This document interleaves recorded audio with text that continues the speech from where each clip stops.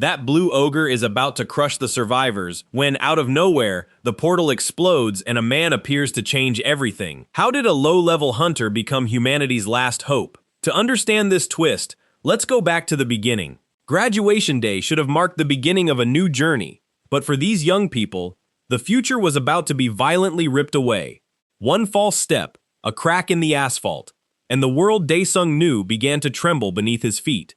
A cold blue energy erupted from the ground, enveloping his leg as if the abyss itself was claiming his soul. Confusion contorted the faces of those around him, but no one could comprehend the bizarre phenomenon unfolding.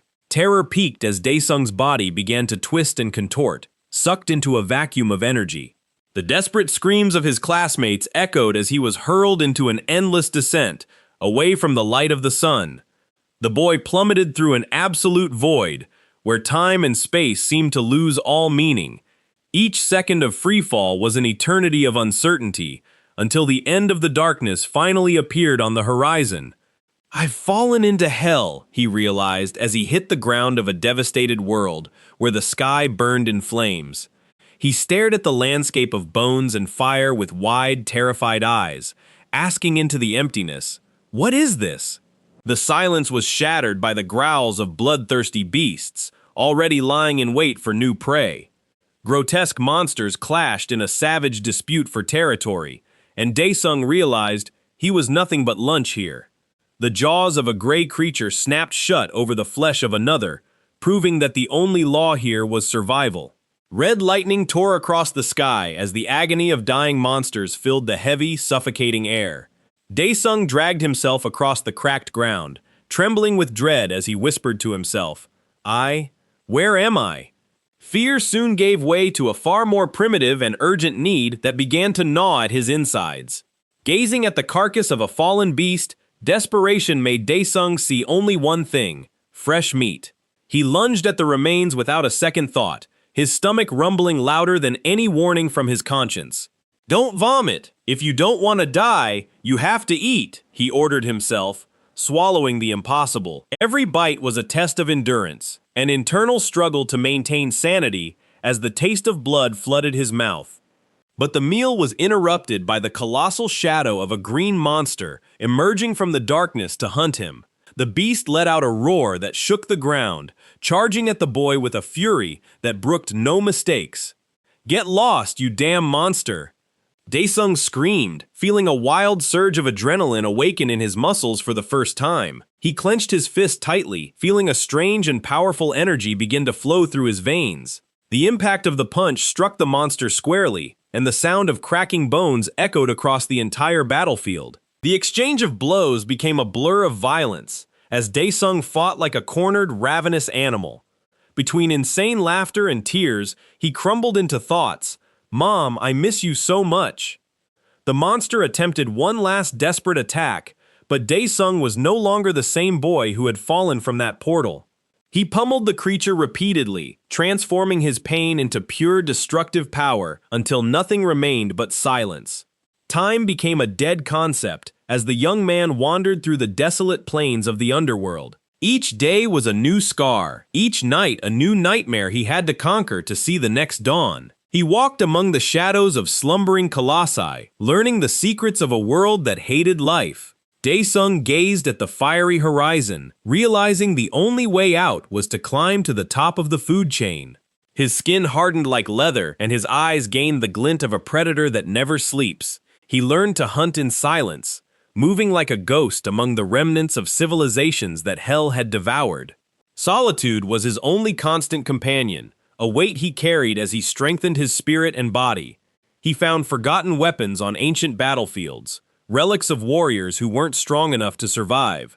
With each defeated monster, he felt his soul changing, becoming something far beyond what a human should be. Mana storms lashed the ground, but he stood firm, using the hostile environment to train his reflexes. He no longer counted the days, focused only on the next meal and the next fight that would guarantee his existence.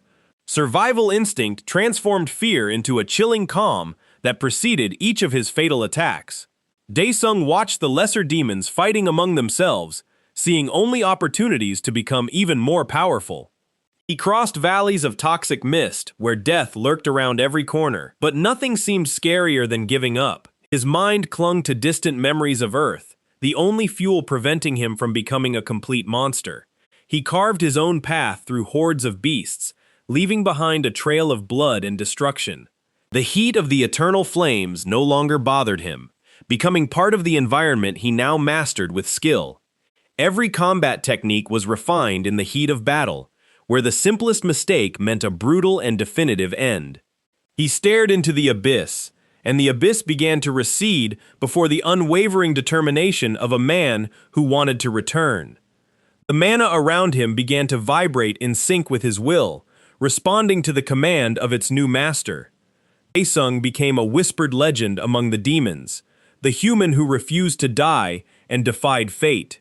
He scales mountains of bones to observe the movement of the hordes, planning every step of his ascent to power. His will is a sharpened blade that cuts through the illusions of hell, keeping him focused on his ultimate goal. He finds sources of pure energy, drinking from the power that emanates from the heart of that cursed world. Physical pain has become an old acquaintance, a constant reminder that he is still alive and fighting. He observes the crimson sky, wondering if anyone still remembers the boy who disappeared on graduation day. With each transformation of his body, he approaches the level of the beings who govern the deepest layers. Daesung's strategy is simple: crush anyone who dares to cross his path towards freedom. He prepares for the final confrontation, sensing that the moment to challenge the gods of that place is drawing near. The air crackles with tension as he approaches the gate of the demon god's castle. "You are the one who will die here," Daesung roars as he draws his massive blade against the giant winged guardian. The demon lets out a roar of disdain, unable to believe that a mere human would have the audacity to challenge him. But Daesung's speed is superhuman, a blur of steel that cuts through the air with deadly precision. The clash between metal and the beast's armored hide generates sparks that illuminate the entire combat arena. The guardian tries to crush him with brute force, but the warrior moves with the lightness of a leaf in the wind. With a spinning motion, Daesung delivers a blow that makes the demon's black blood gush across the ground. The creature recoils, surprised by the ferocity of an opponent who should have been nothing more than an insignificant fly. The accompanying fire spirit floats beside him, commenting with disdain, "What a ruthless guy. I'd rather just kill him now." The guardian tries to recompose himself and bellows, "How dare you challenge the demon god? Do you not fear his greatness?" He charges forward with everything he has, shouting that he will not allow any humiliation to reach his sovereign's ears. But Daesung's expression is one of pure boredom, as if that threat were nothing more than an irritating noise. He blocks the massive attack with one hand, proving that his strength has already surpassed the limits of comprehension. The ground cracks under the weight of the unleashed energy, but Daesung does not retreat a single millimeter from his position. He stares the monster in the eyes, and the calm on his face is more terrifying than any war cry. "You're too noisy," he whispers, preparing the blow that will put an end to that useless conversation. The demon's eyes widen in pure panic, letting out a final incredulous gasp. "This is ridiculous." With a clean cut, the beast's head separates from its body, rolling across the ground as silence reigns once more. The fire spirit asks what he will do now, since the demon god will not leave him in peace after this. "Are you sure you want to kill the demon god and become the absolute ruler of this hell?" The flame questions. Daesung wipes the blood from his blade and replies coldly, "Absolute? I have no interest in that at all." He then reveals the weight of his journey. "It's been 80 years since I came to this cursed hell.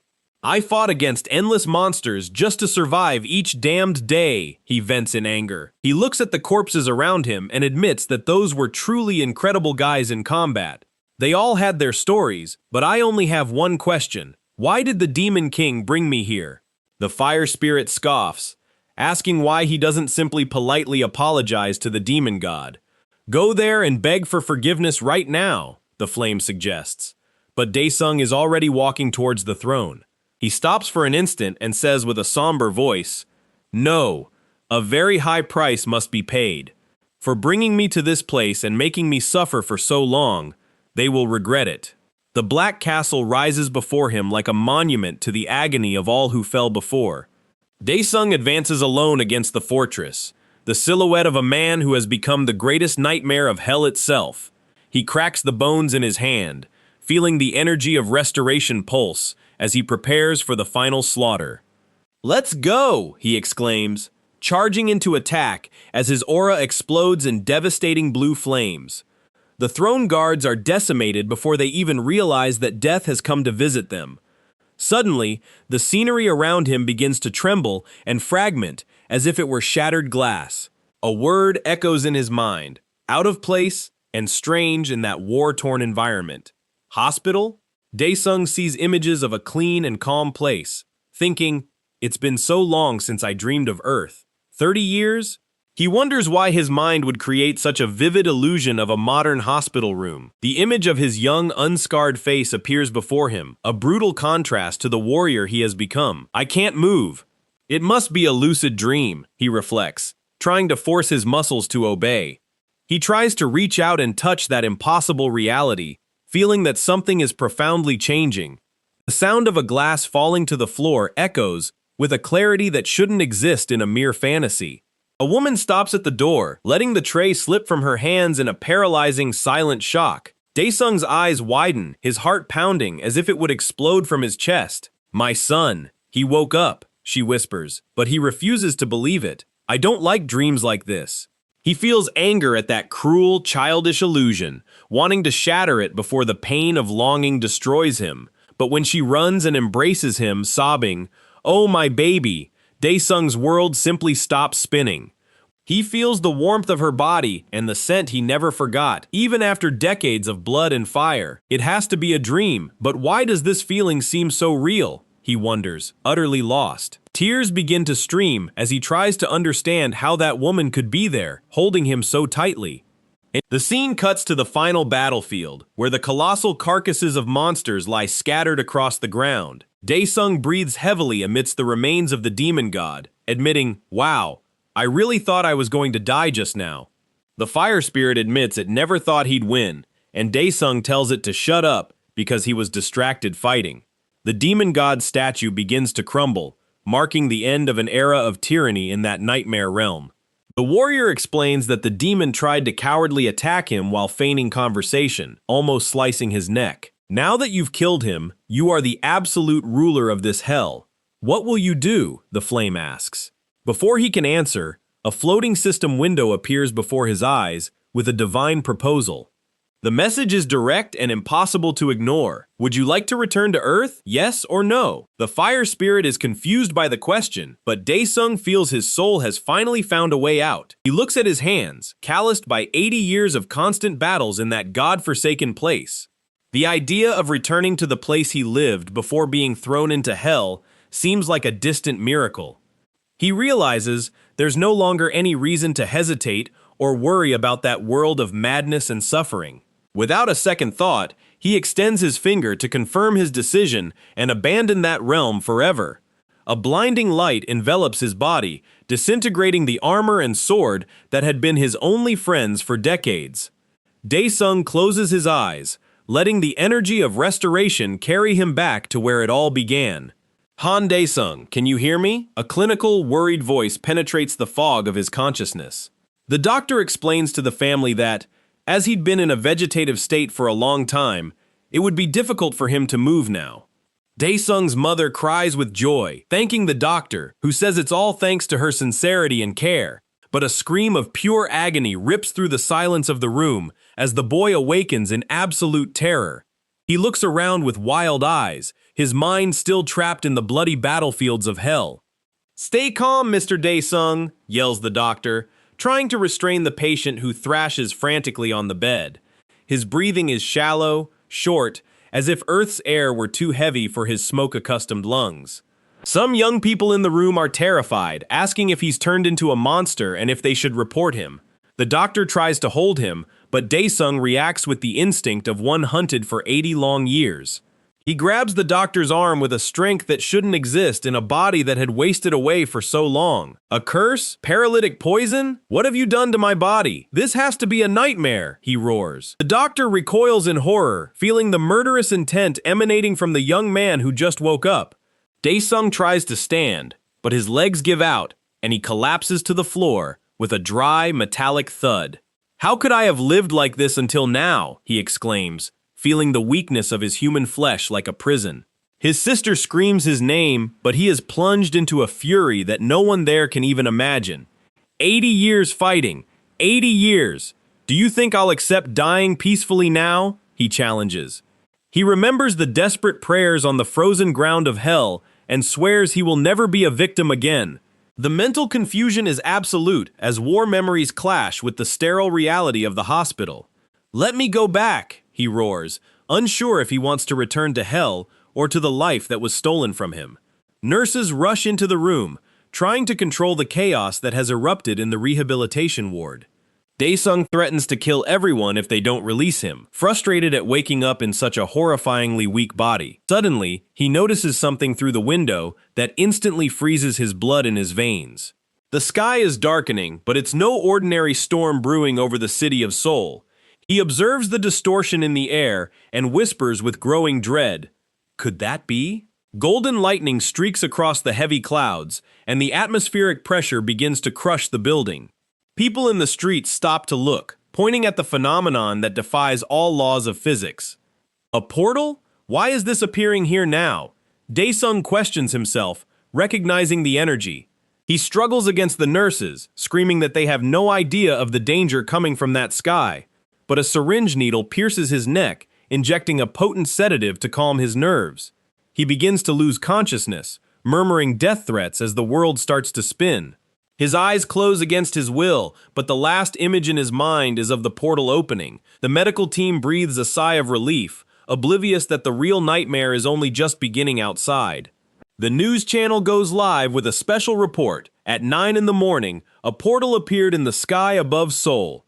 The anchorman reports that, fortunately, the region's hunter team arrived immediately to contain the threat. Hospital room TV shows images of modern heroes battling beasts that Daesung knows all too well. The leader of the hunter team demands a situation report as he walks over the debris of the battle. A sword blade is deeply embedded in the skull of a monster riddled with reddish eyes. The hunter confirms that the suppression is complete and they are in the final phase of clearing the area. He asks how long it will take to clear the zone, acting with the cold efficiency of someone who does this every day. As the hunters collect the spoils, the portal in the sky begins to shrink until it disappears completely. A man in a suit observes everything from afar, stating he will handle the rest, and asks them to finish the job thoroughly. He has a sharp, calculating gaze, someone who understands the political and economic value of every monster slain. On the hospital TV, the news continues to celebrate the swift response that prevented a greater tragedy in the capital. Daesung wakes up again, processing the words he heard, portals, and hunter teams. The door opens and a well-dressed man enters the room, smiling. "Hey man, you finally woke up." The warrior glares at him with suspicion, his mind still trying to place who this stranger could be. The man laughs at his confusion and asks, "Don't tell me you forgot who I am?" A spark of recognition ignites in Daesung's mind. "No way, Chanho."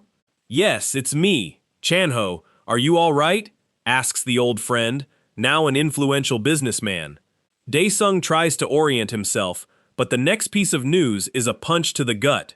"Dude, you were out cold for 10 years. 10 years. Time on Earth had run differently, and now Daesung will have to reclaim his place in a world he barely recognizes. He remembers how everything used to be, walking with his school friends without any real worries. That student life now seems like 1,000 years ago, a blurred memory of a boy who died there. But the present is cruel, and the extreme weakness of his current body makes him realize the path ahead will be difficult. Daesung, his friend's shout pulls him back as he nearly collapses to the floor from a complete lack of strength. He had survived 80 years in hell, but here, the clock had ticked differently for the people he loves.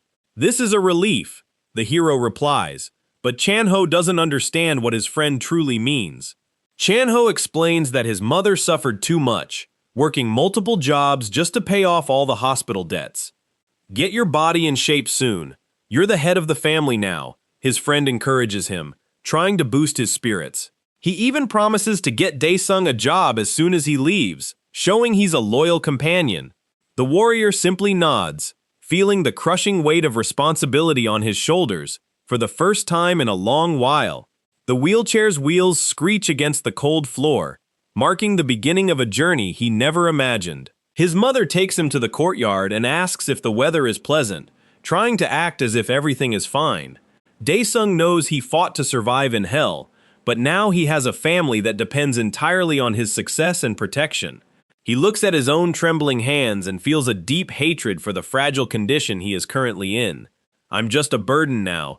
Reality is as cruel as hell itself, he thinks with bitter resentment. His mother struggles to push the chair, her fatigue visible in every slow movement she makes. "Hey, Auntie!" A man's voice in a suit interrupts the moment, bringing immediate tension to the courtyard air. Daesung watches the individuals with a sharp gaze, recognizing the kind of human trash that just appeared before him. They demand the debt money and cowardly threaten, "If you hide for too long, you'll end up dead, you know." Daesung's mother tries to explain the situation humbly, but her voice trembles before the aggression of the two arrogant debt collectors.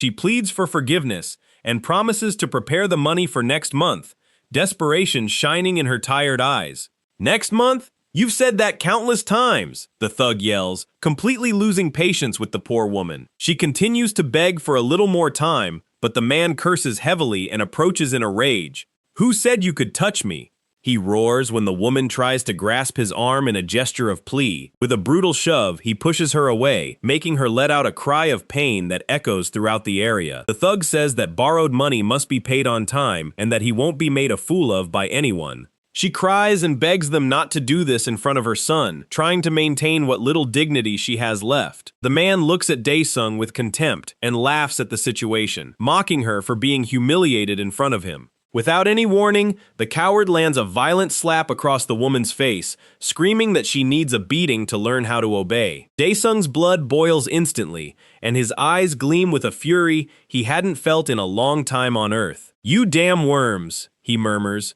his voice a low growl from deep within a dry, injured throat. His mother is slumped on the ground, trembling with fear, while her son watches, helpless in his weak body. The thugs look at each other and laugh, asking if they really heard that kid in the wheelchair call them little worms. Bastards who aren't even insects.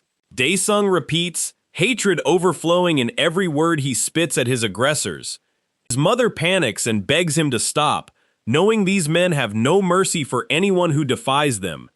The thug approaches and grabs Daesung by the collar of his clothes, lifting the boy from his chair with brutal, unnecessary force. "Keep playing around, kid," he says with a sadistic smile, preparing to unleash his anger on the helpless young patient. His mother screams desperately for him to apologize immediately before the worst happens to her only son. She tries to explain that he's just a patient who doesn't know what he's saying, begging them to leave him alone. The aggressor lifts Daesung even higher, asserting his physical dominance as the woman watches in total shock. "I don't care if he knows or not. All that money was spent on this bastard here," the thug exclaims. Daesung glares at the man up close and asks what he intends to do, calling them once again beings worse than mere insects. The air turns deathly silent for a second before the explosion of violence that is about to happen in that sunny courtyard. The debt collector laughs and asks if the boy's brain is still functioning, saying he has completely lost his sense of reality. "Hey, and who do you think is the insect here now?" he asks, bringing his face closer with an expression of pure malice. With a swift blow, he throws Daesung to the ground and screams that the worm is the one who can't shut his mouth. The hero hits the asphalt hard, feeling the pain throb throughout his body, which has not yet fully recovered. The thug prepares to continue the attack, showing no remorse for hitting someone in such a deplorable state. Daesung tries to get up, but his muscles don't respond to his command, leaving him vulnerable at the feet of that arrogant common criminal. "Say that again, you brat!" the man challenges, just waiting for an excuse to kick the fallen boy's head. He kicks Daesung in the ribs, who lets out a choked gasp of pain as he tries to shield his face. "These bastards, if I had my normal body," he thinks, frustration burning more than any physical wound. His mother screams for help and begs them to stop, but no one in the hospital seems to have the courage to intervene now. The aggressor continues kicking and cursing, calling Daesung and his mother a bunch of useless puppies, only good for a beating. If this were hell, these guys would be torn to shreds in seconds by me. The warrior's mind blazes with murderous intent. The blows keep falling relentlessly, turning the hospital courtyard into a scene of pure cowardice and suffering for the family. Suddenly, a strange glint appears in Daesung's eyes, and something within him seems to finally awaken to answer the call. A holographic screen appears before him announcing the arrival mission and asking if he accepts the challenge to recover his body. He stares at the message intently, knowing that refusing would mean certain death at the hands of those low-grade thugs. Time around him begins to suffer a strange distortion, as if reality were bending to the will of the system. The thugs freeze mid-movement, their hateful expressions stuck on their faces like lifeless flesh statues. The hero looks around confused, realizing that everything has stopped and the world has fallen into an absolute terrifying silence. It's as if time has truly stopped, leaving only Daesung free to act within that bubble of suspended reality. Is it because I accepted the mission? He wonders, feeling a new energy begin to circulate faintly through his veins. The screen details the body recovery mission with minimal difficulty, requiring him to reach a marked location in 1 hour. He tries to understand what the implementation of the jade body means, while the system interface glows with orange tones. The idea of returning to his original body makes his heart beat faster, bringing a hope that seemed lost forever. A marker appears 10 meters away, pulsing with a red light that indicates the exact path he must follow. The hero tries to move, but the effort is Herculean, and every inch covered feels like a battle against Earth's own gravity. He realizes that the indicated location is not far, but for someone who can barely breathe, 10 meters seems an infinite distance. I can go back to normal, but I'll have to crawl like a worm to do it. He smiles bitterly. He puts his hands on the ground and lets out a heavy sigh, beginning the hardest journey of his life outside of hell. The former ruler of hell feels humiliated for grumbling about something so simple, but the physical pain is real and paralyzing. He realizes that at this slow pace, it will be impossible to reach the goal before the 1 hour time limit runs out. This is not something that can be overcome with sheer willpower. My body is at its absolute limit right now, he admits. He knows he needs to keep a cool head and find a way to optimize every movement so as not to waste a single drop of energy. The mission screen continues to float before him, constantly reminding him of the time ticking away against his own life and health. The Jade Body implementation bonus rises to 10%, giving him a small surge of strength that he immediately puts to use. Whatever, I'm going to move no matter what, he screams internally, forcing his arms to push against the floor with all his might. He focuses only on the red marker, ignoring the searing pain that tears at his nerves with every new inch he manages to advance. Sweat streams down his face, mixing with the blood from his cuts, but he doesn't stop for even a single second. What an idiot I am, he thinks, realizing something obvious he should have noticed from the very beginning of this rescue mission. He can't believe he overlooked such a simple detail that could have greatly eased his movement to the marked point. His hands grip the metallic frame of the fallen wheelchair, using it as a firm support to leverage himself forward. With brutal effort, he uses the strength of his arms to launch himself, letting out groans of pain that die in the static air. His teeth dig into his lower lip as he fights against the imminent blackout, focused only on the light shining ahead. He manages to brace himself again and realizes time is running out, but the distance to the objective is now rapidly decreasing. "There's still time!" he exclaims in thought, seeing the marker glow with greater intensity as he approaches the end. The wheelchair's wheels spin rapidly as he uses it for a final push, creating a trail of dust in the hospital courtyard. His breathing is short and heavy, but the gleam of determination in his eyes shows that the warrior is still alive. His legs begin to tingle with a strange sensation of power, indicating that the reward is already starting to take effect. He crosses the last meters with pure hateful strength, refusing to be defeated by such a basic challenge from the dimensional system. The instant he touches the marked point, an explosion of golden light envelops his body, signaling the mission's success. He lets out a sigh of relief and reaches out to grab the item that materializes out of thin air before him. A vial containing a glowing pink liquid appears, with an electronic hum, floating gently as if awaiting its rightful master. Without wasting time, Daesung tips the vial and swallows the elixir in one gulp, feeling the warmth spread throughout his entire body. The effect is instantaneous and overwhelming, making his eyes widen with the sensation of vitality returning with full force now. The pain completely vanishes, and he feels his muscles regenerating, realizing that this elixir truly is something otherworldly. Time resumes, and the bald thug looks around confused, unable to understand how the boy vanished from in front of him. "Where did he go?" the man asks, looking around in every direction with an expression of utter disbelief and fear. The hospital security guards finally appear and demand to know what on earth they're doing there, interrupting the debt collector's cowardly assault. Daesung's mother screams her son's name, seeing him standing a few meters away in a completely different position than before. The debt collector freezes upon seeing Daesung standing, sensing that the young man's aura had shifted from something fragile to something extremely dangerous. "When did he get over there?" the other accomplice asks, just as bewildered as his boss by the young man's impossible movement. The bald man senses that something has gone terribly wrong and suggests they get out of there fast before things get worse for them. They flee like frightened rats, leaving Daesung and his mother alone in the courtyard while the security guards try to make sense of the general confusion.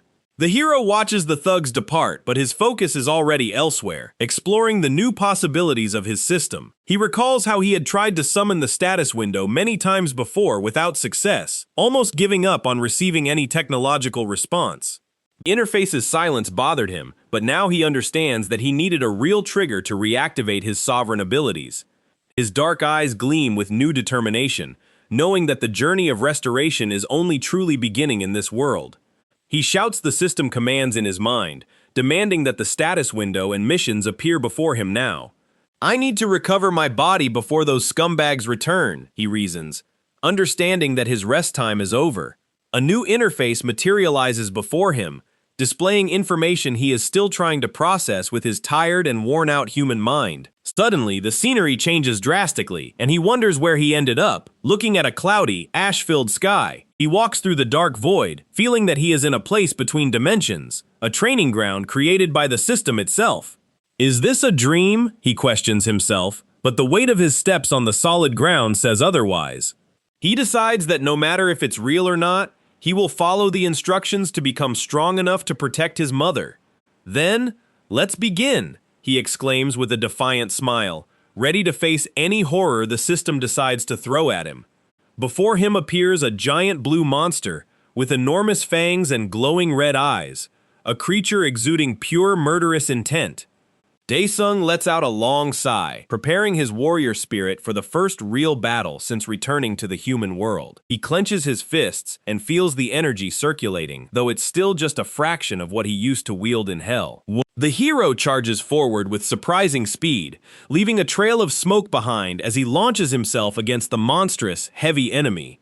He strikes the air repeatedly, training his basic movements to ensure his motor coordination is perfect for the deadly combat to come. Every punch and kick he unleashes resonates in the void, showing that his fighting technique is still deeply etched into his soul. He leaps and spins, attacking with surgical precision that no ordinary human could replicate without years of intense training. The rhythm of his blows constantly increases, creating a symphony of impacts that echo throughout the dark, dimensional battlefield. After 10 days of intense training, he realizes his recovery is only at 55% and complains about the rewards. "I'm tired of this. Give me a real mission," he demands of the system, feeling that nutritional tonics are no longer enough. An electronic sound echoes once more, and a new mission appears, promising a challenge far greater than anything he's faced before. The mission name mentions the Crying Demon, and Daesung recognizes the title with a hint of anticipation mixed with real danger. He narrows his eyes and focuses his vision, awaiting the manifestation of the creature that once nearly claimed his life in hell. Bolts of energy begin to crackle around him, tearing the fabric of reality to allow the entry of a colossal beast. The ground shakes violently, and a pillar of blue light shoots skyward, announcing the arrival of his new mortal opponent. Daesung braces himself, keeping his guard high as he watches the creature's silhouette begin to form within the storm of pure energy. The monster roars, and he asks if it's truly the same demon from before, feeling a chill of recognition course down his icy spine. "I almost died because of you in hell. It's good to see you here now," he says with a sinister tone. The beast lets out a guttural laugh and prepares to attack, showing that its bloodlust hasn't diminished in the slightest over time. The crying demon unleashes a deafening scream that rattles the very structures of the place, lunging at the hero with wild, uncontrollable fury. An explosion of purple flames engulfs the battlefield as the two begin a clash that defies all laws of physics. The monster attacks with sharp claws, but Daesung narrowly dodges, feeling the heat of the energy graze his face. He realizes that if he keeps getting hit by those heavy blows, his bones will turn to dust in a matter of mere minutes. The ground beneath his feet cracks with the impact of the monster's movements, creating deep craters that further hinder his swift maneuvers. The two exchange blows at high speed, creating sparks of energy that constantly illuminate the darkness of the dimensional training ground. Daesung spots an opening and attempts to attack, but the creature is faster than he anticipated and counterattacks with devastating brute force. A precise blow strikes the hero's chest, sending him flying as if he were nothing more than a simple old rag doll. He spits blood and curses his own weakness, tasting metal in his mouth as he tries to regain the breath lost in the impact. To be dragged around by a crying demon? How shameful this is for me, he thinks, feeling his pride wounded more than his body. The monster lets out a victorious roar and prepares for the final blow, believing the battle is already decided in its favor. Daesung watches the beast approach, but his gaze isn't one of fear, but rather of someone about to reveal their trump card. A sequence of explosions occurs as the monster attacks again, raising a curtain of smoke and dust that hides both combatants. The demon searches for its prey within the mist, but Daesung emerges from an unexpected angle, moving like a silent, deadly shadow. The creature grabs him tightly, but the hero merely smiles, letting the enemy think it has finally captured its ultimate, easy prey. The pressure of the monster's grip is crushing, but something within Daesung finally snaps, unleashing an ancient memory of elite combat. "Ah, now I remember everything now," he says, his voice laden with a confidence that makes the demon hesitate. He vividly recalls how he was beaten by this very monster in the past, enduring pain no human could withstand for so long. But he also remembers how he finally managed to crush this beast, and he intends to repeat the feat right now with great pleasure. With a swift movement, he begins to shred the monster's arm, carving through its dark flesh with a skill bordering on absolute perfection. Pieces of the demon fly everywhere as Daesung continues his frantic assault, giving the opponent no chance to defend. The crying demon screams in pain and tries to retreat, but the hero is relentless, following the beast's every move with a killer instinct. "I had forgotten that I can simply summon my swords back," he mutters, as a light begins to glow in his hand. A gigantic, heavy sword materializes in the air, exuding an aura of power that makes the very space around it tremble with fear. The monster recoils in terror, realizing too late that the human before it is actually the sovereign who ruled hell with an iron fist. "Go back to the hell from which you should never have emerged," Daesung commands, raising his massive blade for the finishing blow. With a devastating horizontal slash, he cleaves the creature in half, unleashing a wave of energy that purges the entire dimensional battlefield. "Get lost now," he shouts, as the monster's remnants vanish into thin air, as if they had never truly existed in that place. Darkness returns to dominate the environment, as Daesung takes a deep breath, feeling the power of victory circulate throughout his new body. The training is over, and the reality of the hospital begins to return, merging the two worlds in a transition that is both seamless and startling. Hospital room window silently opens, and a shadow slips inside, moving with the agility of a predator hunting in the dark. His mother sleeps in the bed nearby, her face marked by exhaustion and the tears she shed throughout this time of ordeal. She feels a strange presence in the room, and wakes up startled, asking who is there and what they want from her at this hour. She looks down and sees a pair of firm feet on the floor, without the weakness or trembling that once characterized her son. "Daesung?" she exclaims, her voice faltering as she recognizes the silhouette of the man standing before the open window under the moonlight. The man she sees is not the frail patient from before, but a warrior with defined muscles and a gaze of pure determination. He smiles at her and says just one word, "Mother." But what she doesn't know is that the real reckoning has just begun. Meanwhile, in the hospital corridors, people go about their lives, completely unaware of the monster that just awakened in the room next door. A nurse tries to help Daesung move, but feels as if he's holding a solid steel bar instead of a human arm. The medical team hastily gathers, staring at Daesung as if he were a ghost who just crawled out of his coffin to walk among the living. The doctor adjusts his glasses, visibly nervous, and asks how this is possible, given that the exams indicated rehabilitation would take at least 6 months. Daesung's mother is in a trance, asking how her son can be moving normally just 15 days after waking from a deep coma. At the moment, I have nothing to say, the doctor confesses, admitting that the patient's condition is something medicine simply cannot explain. She insists, her face etched with worry, wanting to know if her Daesung is at any risk due to this sudden change. The silence in the hallway is broken only by her ragged breathing, as she fears this miracle is just a fleeting illusion before the end. The doctor tries to calm her, saying that the symptoms are unlike anything he has ever seen, so she doesn't need to worry about common problems. She clasps her hands in prayer and thanks God, while Daesung remains seated on the gurney, observing his own body with chilling detachment. "Stop rubbing me," Daesung complains to the nurse, who apologizes, saying he was too surprised by the young man's sudden improvement. His mother lets out a sigh of pure relief, feeling that the 10-year nightmare of caring for a vegetative son is finally coming to an end.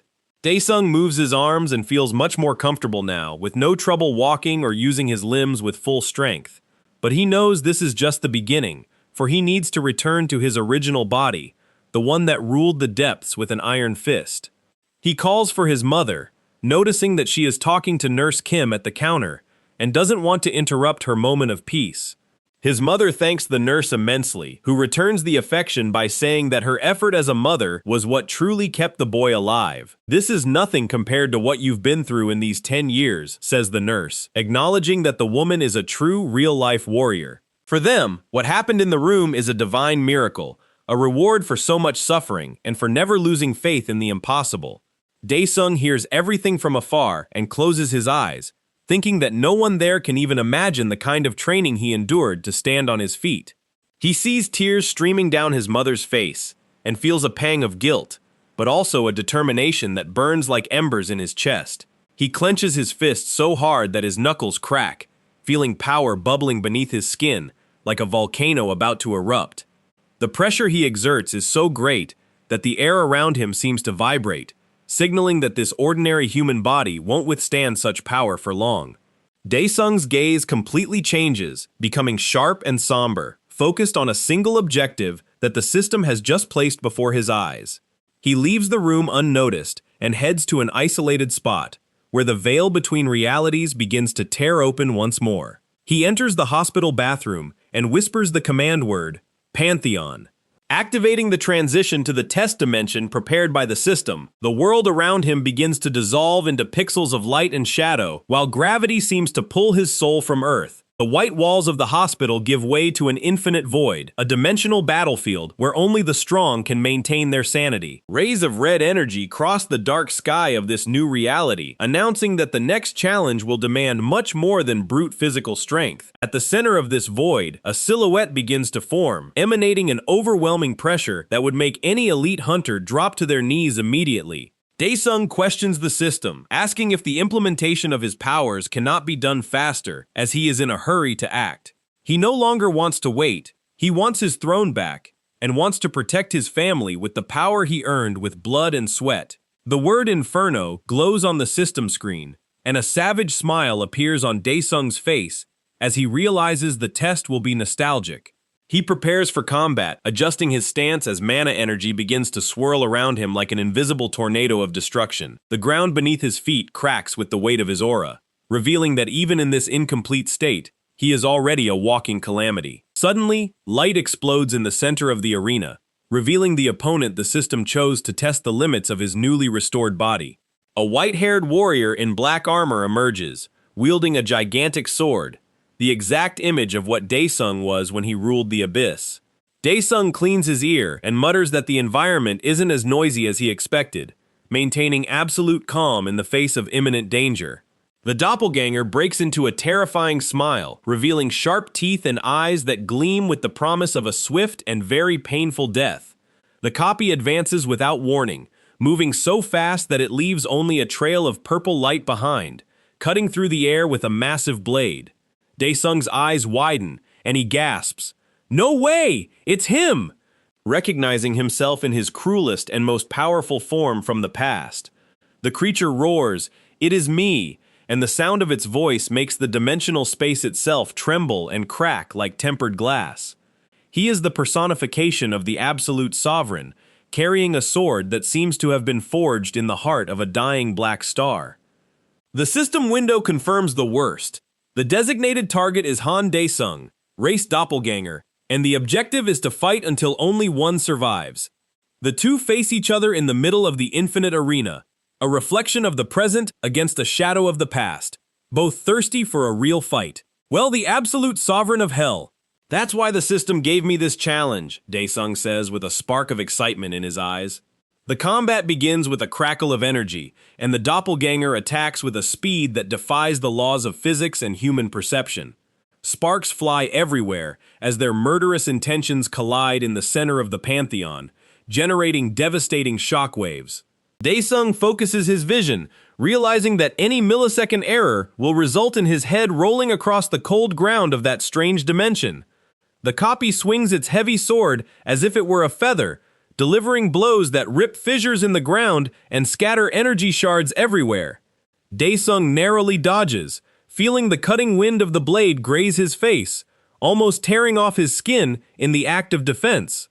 The enemy gives no quarter, connecting one attack to another with a fluidity that only someone who had fought for 80 years could have achieved.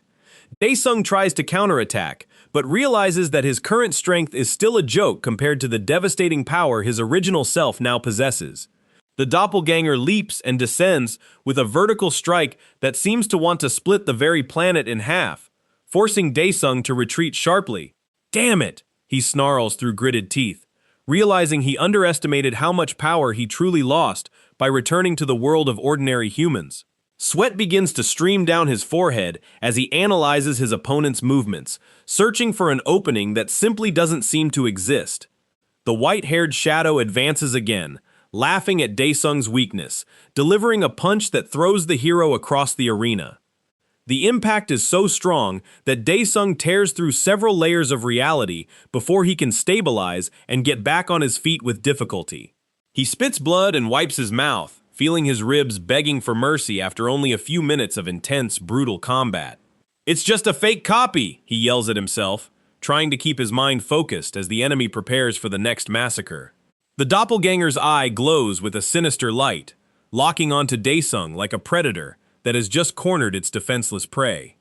The clash of swords resounds again, creating an explosion of light that momentarily blinds anyone who was observing that fight of dimensional titans. Daesung feels the weight of the enemy blade crushing his arms, realizing that his bones are starting to crack under such physical and magical pressure. He is thrown back once more, rolling across the floor as he tries to regain the breath that was ripped from his lungs by the previous blow. "Damn it, I can't beat his power and speed right now," he admits to himself, tasting the metallic tang of blood in his mouth. As the fight reaches its climax in the parallel dimension, time in the real world seems to have stopped, keeping Daesung isolated from everything and everyone. The silence in the hospital bathroom is disturbing. Only the distant sound of footsteps in the corridor indicates that life outside continues normally. No one imagines that just a few meters away, a man is fighting against his own fallen divinity to decide the fate of his immortal soul. The doppelganger walks slowly, dragging his sword across the floor and creating a metallic sound that echoes like a funeral bell announcing the inevitable end. Daesung lifts his head, his eyes bloodshot with rage, refusing to accept that he will be defeated by a shadow of who he once was. He slowly rises, feeling every muscle scream in pain, but his iron will keeps him steady in the face of certain death approaching. The enemy stops in front of him and raises his sword, ready to deliver the mercy blow and erase Daesung's existence once and for all. Time seems to slow down as the black blade begins to descend, loaded with all the hatred and power accumulated over decades of war in hell. But at the last second, Daesung smiles, remembering a detail that the system had always made clear since the moment he awoke in the hospital. He dives to the side, escaping the blow that opens a gigantic crater where he stood just a second before the fatal collision. The doppelganger is confused for an instant, and that's the opening Daesung needed to try to tip the scales of this unfair and deadly fight. He charges forward, concentrating what little mana he has left in his fists, delivering a flurry of rapid punches to the copy's chest. The enemy stumbles back a few steps, surprised by the human's audacity, but quickly regains his posture and counterattacks with a devastating kick to the stomach. Daesung is thrown into the air, feeling the air escape his lungs again as his body reaches the limit of what it can endure without breaking. He falls to his knees, gasping, watching the opponent approach with a calm that only true monsters possess after winning a difficult battle. The fight continues at a frantic pace, with Daesung being used as a punching bag by his own more powerful and unscrupulous version. Blood stains the floor of the dimensional arena, marking the trail of pain the hero is leaving as he desperately fights not to die right there. The doppelganger grabs Daesung by the neck and lifts him off the ground, squeezing hard enough to crush an ordinary man's windpipe in seconds. Daesung tries to break free, kicking the creature's chest, but it's as if he's hitting a concrete wall reinforced with dark magic. He looks into the copy's eyes and sees only a cold void, a total absence of humanity that reminds him of what he almost became. The enemy throws him to the ground with brutal force, and Daesung feels his consciousness beginning to fail as the world turns dark. But he can't give up now, not when his mother is waiting for him out there, believing her son is finally well and safe. He crawls across the floor, searching for anything he can use to his advantage, while the doppelganger observes everything with profound and silent godlike contempt. The black sword is raised once more, ready to pierce Daesung's heart and end this journey before it even truly begins. However, a strange noise from outside the dimension begins to echo, momentarily distracting the two combatants trapped in that eternal duel. Loud knocks on the bathroom door echo like thunder, pulling Daesung back to reality for a brief, confusing instant of absolute lucidity. He realizes that time is running out and that if he doesn't do something now, he will die both in the parallel dimension and in the real world of the hospital. The doppelganger roars and lunges for the final attack, but Daesung blocks the blow with his forearm, feeling the bone crack under the blade's pressure. The pain is indescribable, but he uses it as fuel for his rage, punching the copy's face with all the strength left in his body. The impact makes the creature stumble, and for a brief moment, Daesung sees a chance to turn the tide if he acts with surgical precision now. He spins behind the enemy and attempts an arm lock, but the difference in physical strength is so great that he is easily thrown away. "Stop messing everything up, you bastard!" Daesung screams, losing patience with his own weakness that prevents him from destroying that cursed reflection of himself. He launches into a suicidal attack, ignoring his own safety to try to land a blow that would actually cause significant damage to that black armor. The two grapple in a brutal ground fight, rolling through the arena as they exchange punches and elbows that would break any material known to modern man. This bastard, Daesung snarls, realizing that the copy is merely toying with him, testing his resilience as if he were a new toy. He is kicked away again, hitting an invisible barrier that defines the battlefield and keeps him trapped in that infinite nightmare of pain. His vision blurs from the blood streaming from a cut on his forehead, but he focuses his gaze on the white figure approaching. "Who's in there?" A female voice echoes from outside the bathroom door, bringing desperate urgency to Daesung's situation. He recognizes the cleaner's voice and panics, knowing that if she enters now, the system could react violently and kill the innocent woman. The woman tries to turn the doorknob and complains that the door is inexplicably locked, making her increasingly suspicious. "This is unusual," she mutters, starting to rummage through her pockets for the master key that opens all doors in that sector of the public hospital. Daesung hears the jingle of keys and feels his heart pound, realizing that the time to win this test has just been reduced to mere seconds.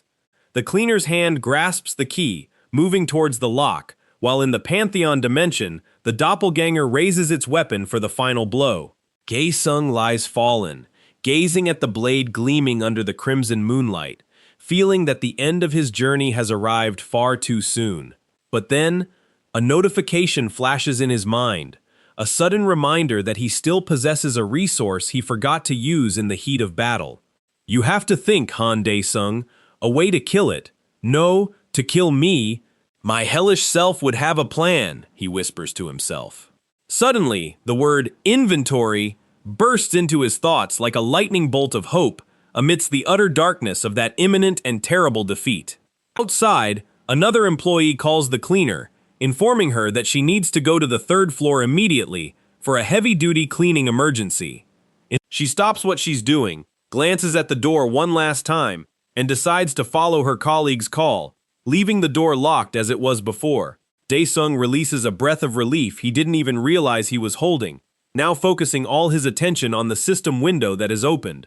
He sees the doppelganger standing before him, awaiting the precise moment to strike, but now Daesung holds a trump card that will change everything. The message, "Inventory activated," glows intensely, revealing a list of items he accumulated during his survival missions in the abyss of hell. He prepares to draw what he needs, feeling the connection to his dimensional storage space strengthen with each passing second of combat. His arm moves with unnatural speed, plunging into the spatial rift to retrieve the item that will ensure his victory over that shadow of the past.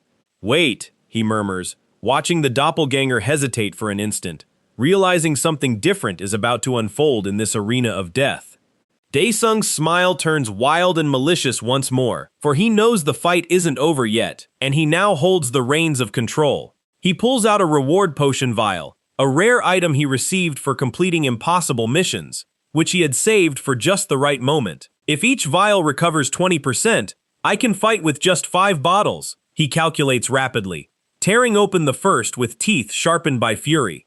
The doppelganger lunges forward in a rage, realizing the human has found a way to cheat the very destiny the system had carved out for him. Daesung chugs the first bottle, feeling the magical liquid burn his throat, and instantly begin to reconstruct his muscle fibers from the inside out. An explosion of blue energy envelops his body, healing superficial wounds and returning some of the mana. He blocks the copy's punch with astonishing ease, feeling his physical strength take a gigantic leap after just a single gulp of the potion. Daesung laughs in the enemy's face and draws the second bottle, drinking it down while dodging a desperate flurry of attacks from the white-haired shadow. He feels the power surging through his veins like a river of fire, restoring his reflexes and making his movements as fluid as the original copies. Ah yes, now I can truly do this, he exclaims, feeling the scales of battle finally begin to tip towards his victorious side. He lunges with a punch that slams directly into the doppelganger's stomach, making the monster spit black smoke and recoil several meters backward abruptly. Daesung decides to waste no more time and draws the remaining bottles, determined to bring his body back to 100% implementation right now. He chugs the third potion in a blink, feeling his fractured bones fuse and become stronger than any metallic alloy known on Earth. The doppelganger tries to intervene, but Daesung repels it with a shockwave of purest mana, shouting, "2 bottles down, only 3 left." He drains the third vial and feels power overflowing, his aura growing so intense that the very air around him begins to ignite into flames. The enemy is furious, attacking with everything it has, but Daesung is now a blur of speed it simply cannot keep pace with in the fight. They exchange blows that shake the entire pantheon, with Daesung gaining the upper hand for the first time since this deadly trial began in the bathroom. 4, he roars, as he finishes drinking the penultimate potion, feeling his heart pound like a war drum announcing the opponent's final massacre. And then he chugs the 5th and final bottle, reaching the peak of what his current body can endure without exploding from such an overload of mana energy. The radiance emanating from Daesung is so intense that the doppelganger recoils, shielding its eyes from the blinding light that signifies the monarch's restoration. "I've recovered, but it's still too much for my current body to handle," he realizes, feeling his muscles on the verge of tearing from the sheer excess of power. The doppelganger attempts one last desperate attack, but Daesung seizes its face with one hand and smashes it against the arena floor without mercy. The sound of the impact is like a collapsing mountain, and the copy lets out an agonizing shriek of pain before beginning to disintegrate. Daesung stands over the remnants of his past, breathing heavily as the power stabilizes and definitively merges with his soul and body. He stares at what remains of the creature, realizing the test is over, but the price of victory was nearly his own sanity and earthly life. He feels the connection to the inventory close, but he holds on to the sensation of power, never to forget what it means to be a sovereign. With one last surge of will, he commands the system to extract him, shouting, "Inventory!" to try and force his exit from that isolated and perilous dimension. The doppelganger vanishes completely in a cloud of purple smoke, leaving Daesung alone in the center of the void, which now seems eerily calm and far too silent. He widens his eyes, feeling that something fundamental has shifted in his biology, an intense heat beginning to course through every cell of his new being. The system unleashes a series of notifications, announcing that conditions have been met and the restoration process has reached a critical and decisive level. "Kuo!" he groans as his body begins to glow once more, but this time it's not a healing, but a complete and agonizing structural transformation. His legs become firm, his muscles define with sculptural perfection, and his skin gains a resilience that no human weapon could easily pierce now. He murmurs the word inventory one last time, feeling that the gamble he took with the healing potions truly delivered the expected outcome. Thank goodness the game worked, he admits with a smirk, relieved he hadn't died so stupidly in an initial test. This damn mission is finally over, he sighs, watching the system's golden letters appear before him, confirming the absolute success of his journey. The system announces, the absolute sovereign has met the conditions. Current implementation rate, Jade body 100%. The body will return to its original state, unquote. The final message is the most important of all. His body is completely restored, and he can now use the hellish system even on Earth. Daesung feels power surging, a sensation of omnipotence he hadn't experienced since crossing the dimensional portal to return home to his mother. He floats for a moment, enveloped in an aura of light and shadows, sensing that the balance between the two worlds has finally been achieved within him. This is, he begins to say, but the words die as he realizes that while his power has returned, the scars of his training still remain. He gazes at the marks on his arms and chest, thinking they are a constant reminder of the arduous labor and suffering he endured in hell. "System, get me out of here now," he commands, wanting to return to his hospital room and see the face of the woman he loves most. But the system hesitates, revealing unread messages he needs to check before definitively exiting that pantheon dimension. "Unread messages?" he asks, confused, not expecting anything beyond status notifications to appear at this moment of transition and physical exhaustion. He touches the floating screen with his finger, a tick sound echoing in the void, opening a text box that will change everything now. The message states that Hell has received a new monarch, but the absolute sovereign has returned to Earth, leaving a power vacuum that celestial beings have sealed. Daesung reads intently and realizes that the demons he once governed are being hunted and imprisoned, and are now desperately pleading for his immediate help. He lets out a sarcastic laugh, asking if they truly have the gall to ask him for help, him who fought for 80 years to survive that cursed place.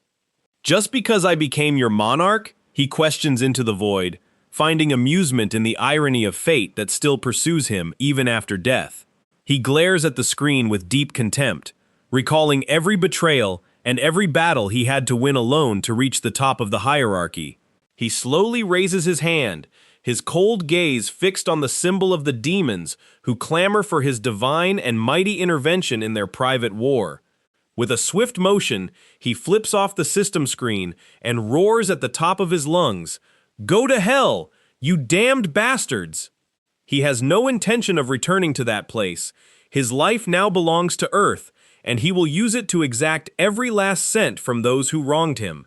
"System, get me out of here now," he repeats, with a tone of authority that brooks no refusal, and reality begins to warp around him. As he vanishes, a colossal shadow emerges on Hell's horizon, signaling that the monarch's absence has unleashed something no one can stop now. In Hell, hordes of demons roar at their monarch's departure, but Daesung no longer looks back. A colossal, horned creature watches the portal close, frustrated at losing the trail of that overwhelming and absolute power. Scaled beings stir in the shadows, knowing that the power vacuum left by the sovereign will ignite a bloody war. But here on Earth, the scene is one of hospital tranquility, where Daesung finally opens his eyes in his own room. The monitor beside his bed reads 55 as he regains consciousness, feeling every muscle of his new body. The door opens, and his mother enters, accompanied by the doctor, both paralyzed by what they behold before their eyes. The doctor adjusts his glasses, incredulous at the impossible recovery that defies all known laws of modern medicine. He clears his throat and delivers the verdict. It seems your son is an awakened one, but he is unlike any other. The doctor explains that there were no signs of awakening before, and this is the only explanation for such a miraculous recovery. Daesung's mother can barely breathe, wondering how her son changed so much in such a short time in the hospital. The doctor suggests they visit the Hunter Association to register his new powers, and thanks the family for their patience. Daesung remains silent, processing that he is now seen as a superhuman in a world he barely recognizes anymore. Outside, the city bustles under the afternoon sun, concealing the dangers that lurk on every corner. A taxi cuts through heavy traffic, carrying the young warrior back to the place where everything began 10 years ago. In the back seat, he pretends not to notice his mother's concern, focusing only on the trail of the system's missions. His gaze is cold and distant, as if Daesung's soul is still trapped in the battles of hell. The car stops in a humble neighborhood, and the doors open with a click that breaks the street's silence. His mother smiles tenderly and asks, "Go on inside, Daesung. I'll just pop over to the neighbors and be right back home." He merely nods, entering the small apartment that smells of old memories and profound sadness. Inside a room, a trembling hand rummages through a drawer, taking the little money left for basic necessities. Daesung enters and freezes, seeing a pink-haired girl crouching in the corner, trying to hide what she was doing. He stares at her in confusion and asks in a low tone, "Who are you?" not recognizing the face before him. The girl freezes and stares at him with wide eyes, as if seeing a ghost returned from the dead. His mother enters the room and breaks the tension. "Daesung, you need to eat. What do you want for dinner tonight?" But she soon notices the girl's presence and exclaims, "Ju, where have you been? You didn't answer your phone. I was worried." The name echoes in Daesung's mind. "Jisoo?"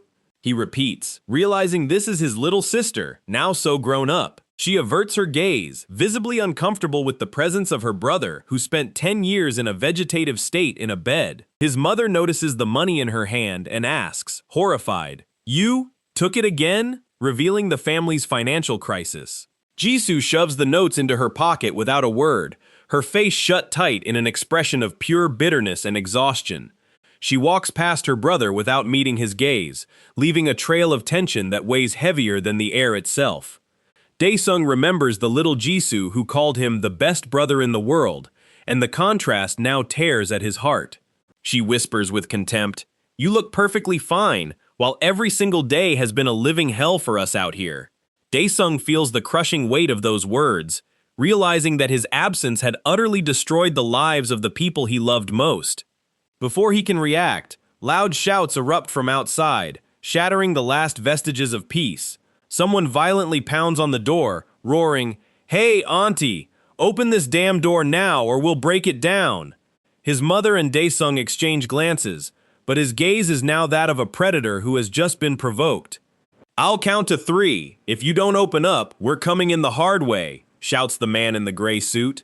His mother tries to hide her daughter behind her, trembling with fear of those ruthless and violent debt collectors. Daesung steps forward, an aura of sovereignty beginning to bubble beneath his skin as he prepares himself. Outside, the men kick at the door, oblivious that hell is about to open up for them. Did these idiots really think they could escape us by moving without a word? The henchman sneers, laughing. The desperate mother whispers to her daughter, "Jisoo, come back here," trying to shield her with her own fragile body. The man punches the wood with brutal force. "I know you're in there. Open up fast if you value your lives." He looks at his partner next to him and asks, "Can we just smash everything?" already losing the little patience he had left. Suddenly, the door slowly opens, and Jisoo stares at the men with a look of pure boredom and hatred.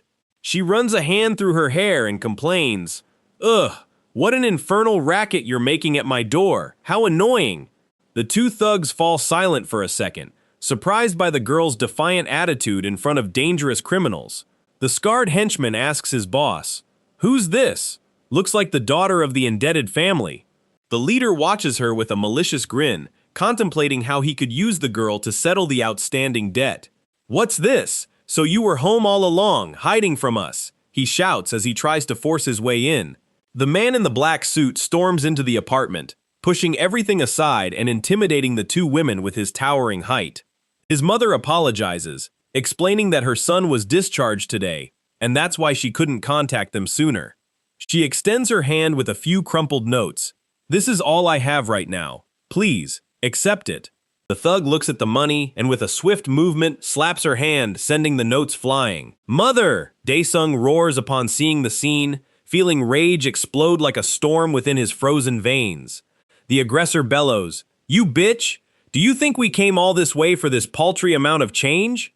"Trash!" He shoves the woman with brutal force, throwing her to the ground without the slightest mercy, right before her son's eyes. She lets out a pained gasp as she hits the floor, and that sound becomes a death sentence for the thugs. Daesung clenches his jaw, his blue eyes blazing with an intensity that would make a demon recoil in immediate terror. The atmosphere in the room changes instantly, the air pressure growing so heavy that the furniture seems to tremble on its own. The man in the black suit feels a chill run down his spine and tries to understand the source of that invisible danger. In a blur of speed, Daesung attacks, slamming the first man against the wall with an impact that cracks the concrete. His partner panics completely, stammering, "Man, what's wrong with you?" He did what?" He looks at his fallen colleague and yells, "What? Who is this guy? How did he move so fast?" Daesung approaches with heavy steps and warns, "I wanted to find you, and look, you came right to me." The thug tries to bluster, "You're the trash who couldn't even walk in the hospital? You're not even worth your mother's money." Daesung smiles macabrely and asks in a whisper, "Do you have any idea how I survived absolute hell?" Before the man can reply, Daesung locks him with a death glare, the words dying in the criminal's throat. He continues calmly, "Anything bad I receive, I always make sure to pay back with interest. 10 times, 100 times more." Daesung roars as his first punch explodes on the man's face with full force. The impact is devastating. The sound of breaking bones echoes through the entire corridor as blood splatters against the walls. "Come on, we still have a long way to go with this beating," he says as the thug collapses to the floor. The man tries to stammer something, but the terror is so immense that his body simply freezes before that divine fury. He lies on the ground, physically broken, while Daesung focuses his attention on the second aggressor still standing. Daesung curses, wiping blood from his knuckles as he prepares to finish the job he's just started. The gang leader screams in desperation, "This kid's completely lost it!" grabbing a chair to try and defend himself. The furniture shatters into 1,000 pieces as Daesung smashes through it with a direct blow, striking the man's chest. The thud makes the entire house vibrate, and the thug flies backward, collapsing onto the wreckage of his own arrogance.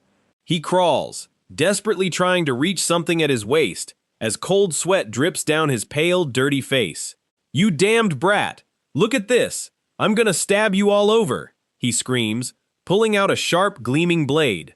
Daesung walks towards him without hesitation, each step echoing like thunder before a destructive storm. The thug attacks with the knife, but Daesung blocks the move with an ease that borders on insulting the aggressor. He grabs the man's wrist and asks coldly, "Was it with this arm? Was this the arm that hit her?"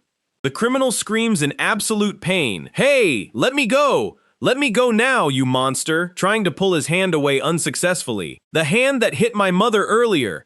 Daesung roars as he snaps the man's bone with a dry crack.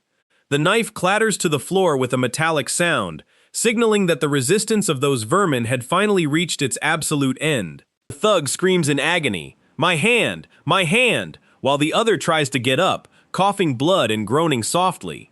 The leader glares at Daesung with blind hatred. "Do you think everything will be fine after you do this to us?" Daesung lifts him by the collar and warns, "In that case, there's only one way. Kill all of you, so there are no problems." His mother's voice cuts through the air like a whip. "Daesung, stop now," begging him not to commit a crime. He hesitates for a second, while the bloodied thug snarls, Damn it! Let's see who gets the last laugh in this story. The two criminals scurry out like rats, desperately fleeing the monster they had just awakened in the apartment above. They jump into a black car waiting for them on the corner, tires screeching as they escape that urban war zone. The driver asks nervously, "Was that the guy from the hospital? He looks bigger. It's the same guy." The other replies, sweating coldly, "How can a guy who spent 10 years vegetating change like this in one day?" The subordinate asks what they should do now, since the president gave clear orders to get the physical documents. The leader looks out the window and notices something. That's not the problem now. The important thing is, how did you do this? Suddenly, he sees Jisoo's silhouette on the street and shouts orders. "Hey, stop the car right now!" Meanwhile, his mother tells Daesung about the lost years, the home sold, and the shops closed to pay for hospital bills. She reveals she had to take out dangerous loans from loan sharks through acquaintances, losing even the deposit for their last rent. It wasn't easy to pay, not even the principal amount. Just the interest was slowly killing us, she confesses, crying. Daesung asks about his sister. Is Jisoo still a student? What happened to the future of that brilliant girl? He looks at his mother, feeling the guilt of having been a burden for an entire decade while they suffered in silence. His mother reveals that Jisoo dropped out of school 2 years ago and got hurt working in restaurants to help at home. Your sister suffered too much, working at a gas station by day and a convenience store all night long. She clasps her hands together, remembering the sleepless nights and her daughter's sacrifice to keep her brother alive. Daesung laments, "You should have stopped her, she had to study." But his mother explains it was for their survival. She confesses that her daughter isn't progressing and that after an incident months ago, she started acting strangely. Daesung bows his head, feeling an unbearable weight. "Why didn't you leave me alone? Why did you suffer so much?" She looks at him firmly and says what matters. "Daesung, never say that. We are a family, no matter what happens." He remains silent, his heart heavy with a debt of gratitude and pain that no amount of money in the world could ever repay. Suddenly, the phone lying on the floor begins to vibrate, breaking the moment of confession between mother and son. His mother rushes to grab the device, with a premonition that something terrible is about to be revealed. Daesung extends his hand with authority. "Is it them? Give that to me now." Taking control of the dangerous situation, he answers the call and asks with a chilling voice, "What? Do you still have work to do with me today?" His expression instantly changes when he hears the voice on the other end, his eyes turning into slits of pure hatred. He grinds his teeth and whispers to himself, "You damned bastards. You've truly crossed the forbidden line this time." The scene cuts to the black car speeding through the city, taking a captured Jisoo to a dark and unknown destination. The thug holds the tied-up girl and warns, "Listen here, brat. You messed with the wrong person. You should have been a good girl." The scarred man warns on the phone, "Get 100 million today and wait for my contact. Your skill should be enough for that." He hangs up the phone with a victorious smile. "Don't even dream of being cheeky if you want your sister to be okay." Daesung grips the device with such force that the screen begins to crack, fury bubbling within his dark interior. His mother asks desperately, seeing her son's grim face, What's happening? Where is Jisoo?" He turns to leave and warns, "I'm going out and I'll be right back. Stay here and don't open the door."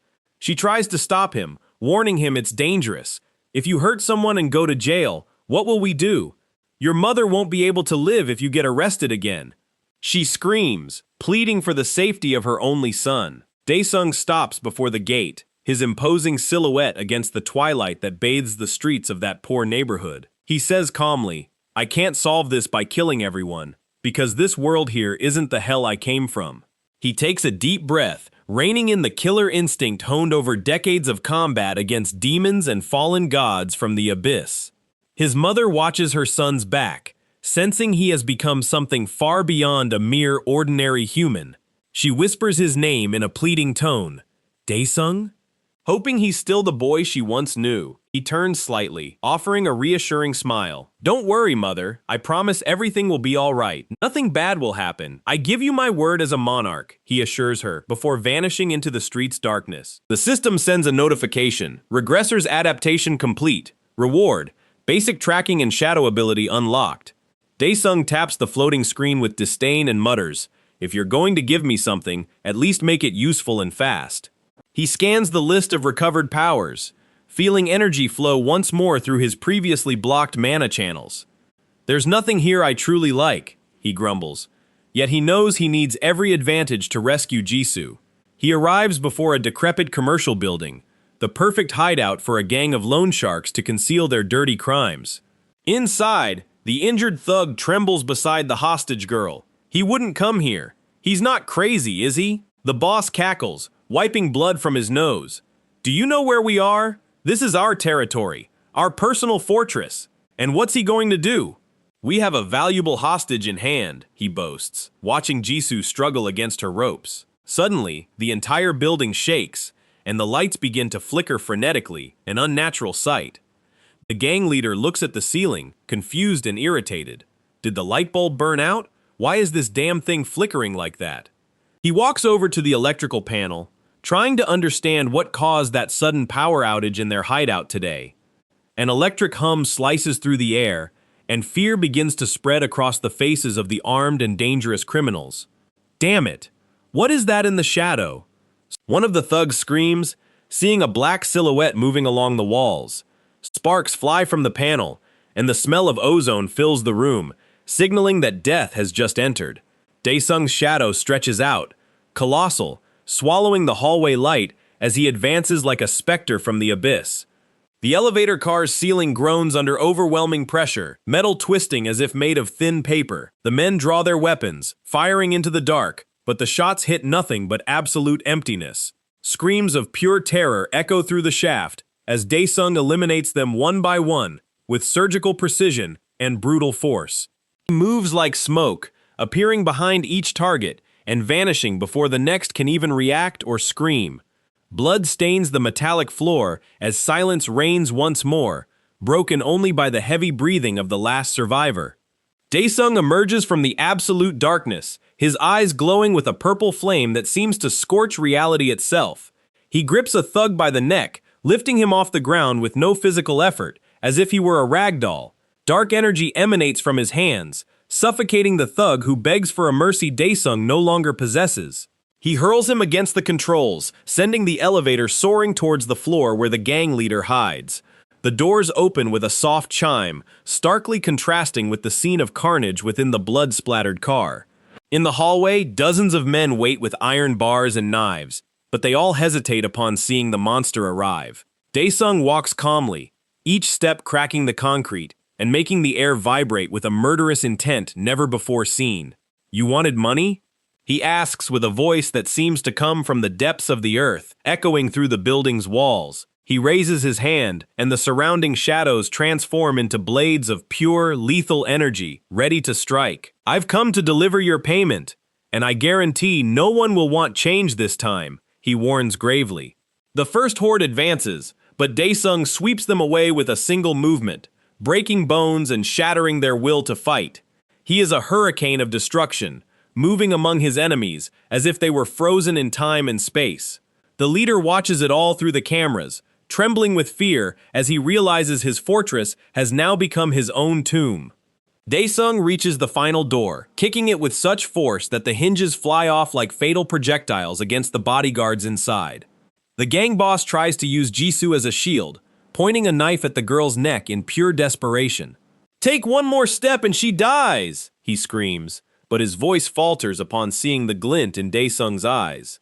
In a blink of an eye, space itself bends, and Daesung appears behind the leader, gripping his arm with crushing force. "Did you touch her?" he asks in a tone so low, it chills the blood of everyone present in the room. He breaks the thug's arm at an impossible angle, ignoring the scream of agony as he carefully rescues his sister. Daesung looks at Jisoo and whispers, "I said I'd come home, didn't I?" as his dark aura begins to subside. But outside, on the city's horizon, a giant portal opens, signaling that Daesung's fun is just beginning. The thugs scream for reinforcements, but their voices die before leaving their throats. He advances like lightning. The infernal sovereign's strength is too much for mere mortals. Each of his punches shatters bones and demolishes the concrete floor of the corridor. Thugs try to encircle him, but no one can even perceive his movements. Blood splatters across the walls as Daesung carves a path with pure, brutal force. He grabs the first idiot and hurls him against the others as if he were a rag doll. There's no mercy in his eyes, only a cold, killer calm. Another horde of cowards advances with clubs, thinking their numbers will make a difference. Daesung stops in their midst, and the air pressure around him simply crushes their will to fight. One of the thugs snaps and screams, "Die, you son of a bitch," attempting a desperate attack, but Daesung's hand is already at his neck before the blow even comes close. With a swift motion, the aggressor is slammed against the wall and doesn't get up again. The others hesitate, fear finally paralyzing the legs of those who thought they were in charge here. Daesung continues walking, each step making the building tremble under his murderous intent. Dark energy begins to leak from his body, blurring the vision of anyone still standing. Screams of pain echo through the corridors as he cleans up the gang's filth. Only groaning bodies remain on the floor, and a trail of absolute destruction in his wake. He stops before the final door, where the scent of fear is stronger than anything. Inside, Jisoo is huddled, trembling as she looks at the monster that has entered. Daesung softens his gaze for a second and quietly asks, "Are you okay?" He approaches carefully, completely ignoring the remaining thugs in the room. He unties her ropes and says firmly, "Go straight home now." Jisoo looks at her brother, confused and terrified, and asks, "Oppa, what are you going to do?" Daesung doesn't answer immediately, his focus returning to the rats remaining in the corner. She falls silent, realizing this is no longer the brother she knew. The gleam in his eyes is the same as in legends that speak of the end of the world. Daesung waits for her to leave before settling the score with the rest of the gang once and for all. In the corridor, the scene looks like a war zone where only one side fought. He climbs the stairs, searching for the true mastermind behind all this mess. His footsteps echo on the metal, marking the rhythm of a death sentence. He reaches the main office, where the bosses thought they could hide. The elite guards tremble at the sight of the blood-stained blue hoodie. Daesung pulls down his hood and glares at the men who destroyed his family's life. One of the leaders spits out his cigarette and screams, "What? Cockroaches like you shouldn't be here!" Daesung merely tilts his head and replies, "Come on, this is getting annoying." He kicks the table, and the impact shatters the glass windows of the entire office. Meanwhile, in a luxury sauna, someone's phone begins to vibrate. A heavy tattooed hand answers the call with arrogance. A subordinate on the other end desperately shouts, "Boss, you need to come to the office right now." The gang leader snarls, "Do you think I'm trash to be spoken to like that? How dare you order me around?" The line goes silent for a second before the man hears about the monster that has arrived.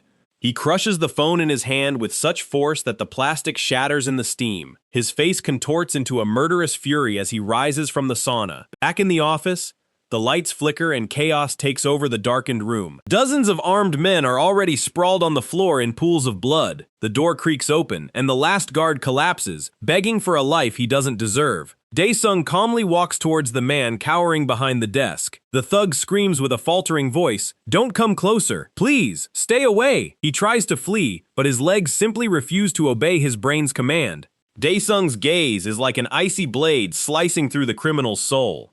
Suddenly, the wall explodes, and a giant man emerges from the dust. Daesung doesn't even blink, already sensing that this one is no ordinary human. The newcomer lunges with a punch carrying the weight of a truck. The impact hits Daesung squarely, creating a shockwave that obliterates the furniture. He's thrown back but lands on his feet as if nothing happened. The big guy laughs and snarls, "You've caused a lot of trouble, haven't you, you bastard?" Daesung wipes the corner of his mouth and asks mockingly, "Was it you who beat everyone up?" He walks back, analyzing the enemy, as if he were just a slightly larger insect. Black shadows begin to sprout from the ground around Daesung's hands. The giant's eyes widen, realizing the aura before him is overwhelming. The heat of the black energy begins to scorch the air, making the ceiling crack. Shadow claws stretch out, ready to tear apart anything they touch. The enemy tries to react, but terror begins to speak louder than his strength. Daesung whispers with contempt, "So this trash here also has special abilities?" He dodges a brutal blow with the ease of someone simply taking a stroll. "You're an awakened, so why are you doing this kind of dirty work?" he questions. The villain screams, "It's too late for regrets. I'll send you straight to hell. Daesung stops in his tracks and his eyes glow intensely. Hell? You have no idea what you're saying. He lunges forward and grabs the giant's arm with bone-shattering force. The big guy tries to break free, but realizes he's caught in an impossible trap. With a single kick, Daesung buries the enemy into the wall, creating a massive crater. The guy spits blood and stammers. How? How did I fall so easily? He tries to get up, his wounded pride hurting more than his broken ribs. Daesung is already in front of him, delivering a punch that silences any protest. People like you can't even imagine what true hell is, he says between blows. His fury overflows. You made my family suffer while I was away. The thug realizes Daesung is on a level humans should never reach. He raises a trembling hand and screams desperately. Stop! Please! Crying and bleeding, he pleads. Let me live! I'll give you all the money you want. Daesung hesitates for a second and asks with interest, Money? Where is it? The man points to the corner. There, in the closet. It's inside the safe. The safe is hidden behind cheap loan and interest ads. Daesung smiles terrifyingly. Seriously? You really don't mind giving me everything? He walks to the closet, ignoring the fallen man trying to crawl away. The silence in the office is broken only by the metallic click of the safe being opened. Daesung looks at the contents and his eyes gleam with the possibility of a new life. He turns to the last suited thug and warns, if you don't leave now, you die. The guy flees, screaming, I'm sorry, help me! Disappearing down the stairs. The gang's building is now just a silent tomb filled with regrets. Daesung leaves with his pockets full and his soul a little lighter. He walks through the night streets, no one suspecting the massacre he just committed. The money is the key to pulling his mother and sister out of that endless misery. He looks at the city lights and feels that the world has changed too much in 10 years. It's no longer just the strong who survive, but those who have awakened. Daesung knows his body isn't fully restored yet, but it's enough. He needs more power to ensure no one ever touches his family again. The Sovereign of Hell is just beginning his journey back to the top. He buys new clothes and cleans himself up, trying to look like an ordinary citizen again. But the aura he carries is impossible to completely hide from trained eyes. Every step he takes seems to resonate with the destiny of the entire planet. He looks at his hands and sees the black energy dancing beneath his pale skin. The restoration system in his mind keeps sending constant notifications. He needs to consume more essence to heal the wounds the earth still inflicts upon him. But now, his immediate goal is different, to be the support his sister needs. He arrives home, and while the atmosphere seems calm, an unsettling tension still floats in the air. Daesung knows the danger hasn't vanished. It merely shifted its form and face. From the rooftop, he observes Seoul, witnessing how technology has surged forward in his absence. Modern cars, colossal screens, and people tethered to strange devices. But beneath the dazzling veneer, he senses the encroaching darkness of the gates. Earth is no longer the safe haven he left behind as a mere boy.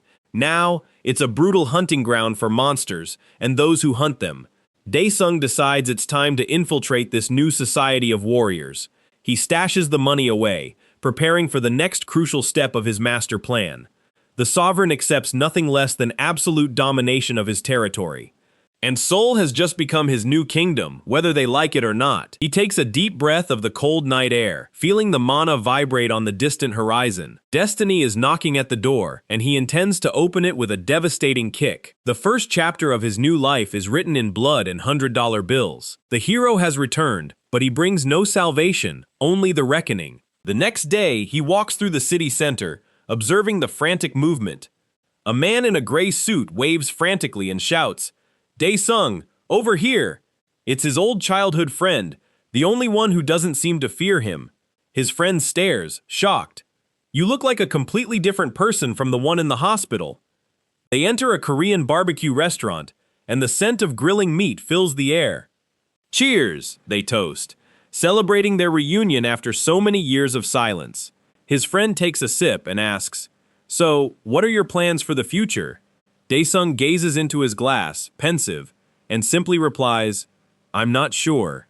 His friend laughs and says, Dude, we're not those immature school kids anymore. Daesung asks out of the blue, If I had 500 million, Could I buy a few floors of a building?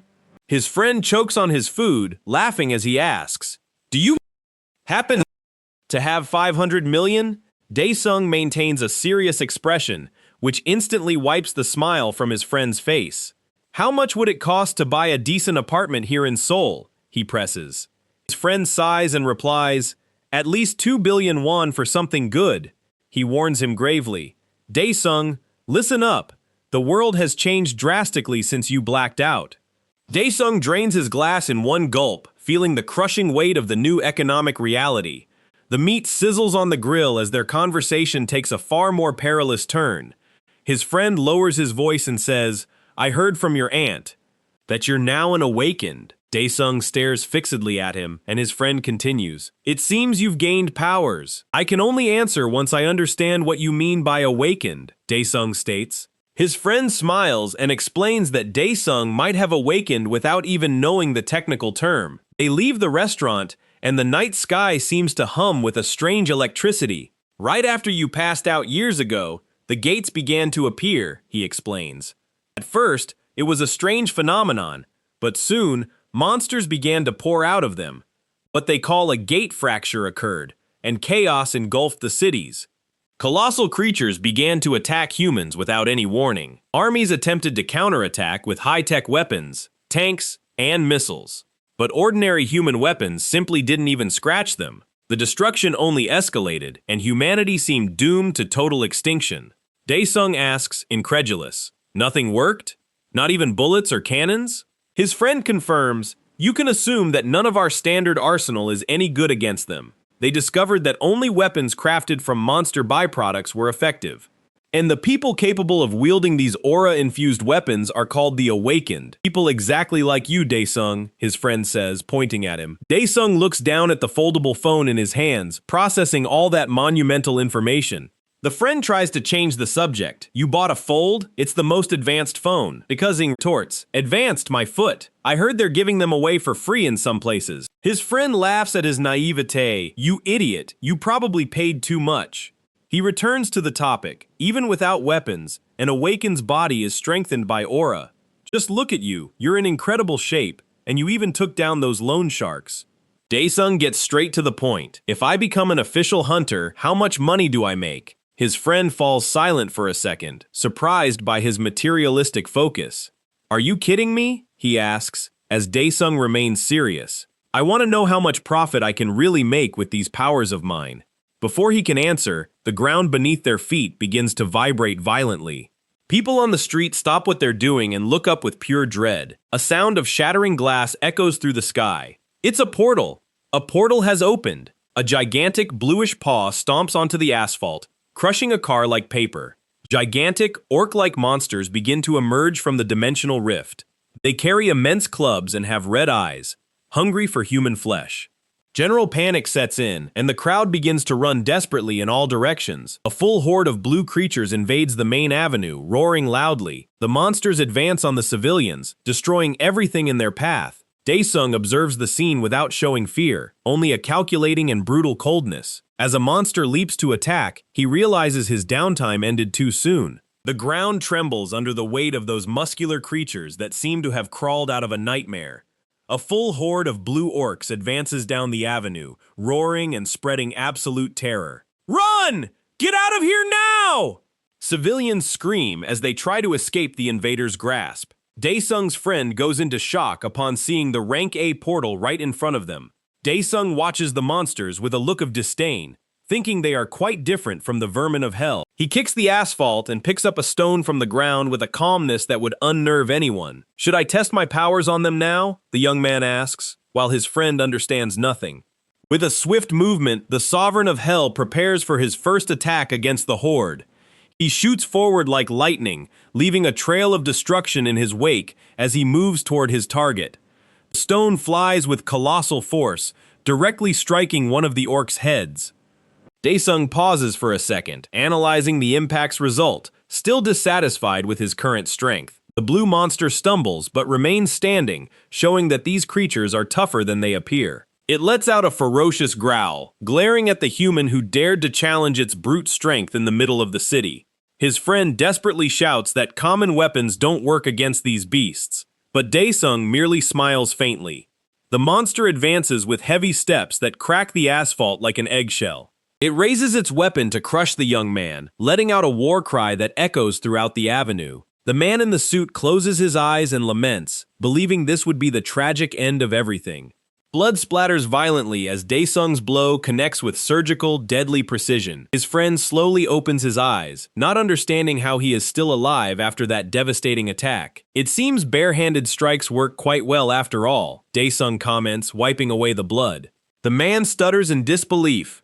It's impossible. You destroyed it with just your fists? Another blue monster leaps towards them, but Daesung is already ready to repeat the dose of violence.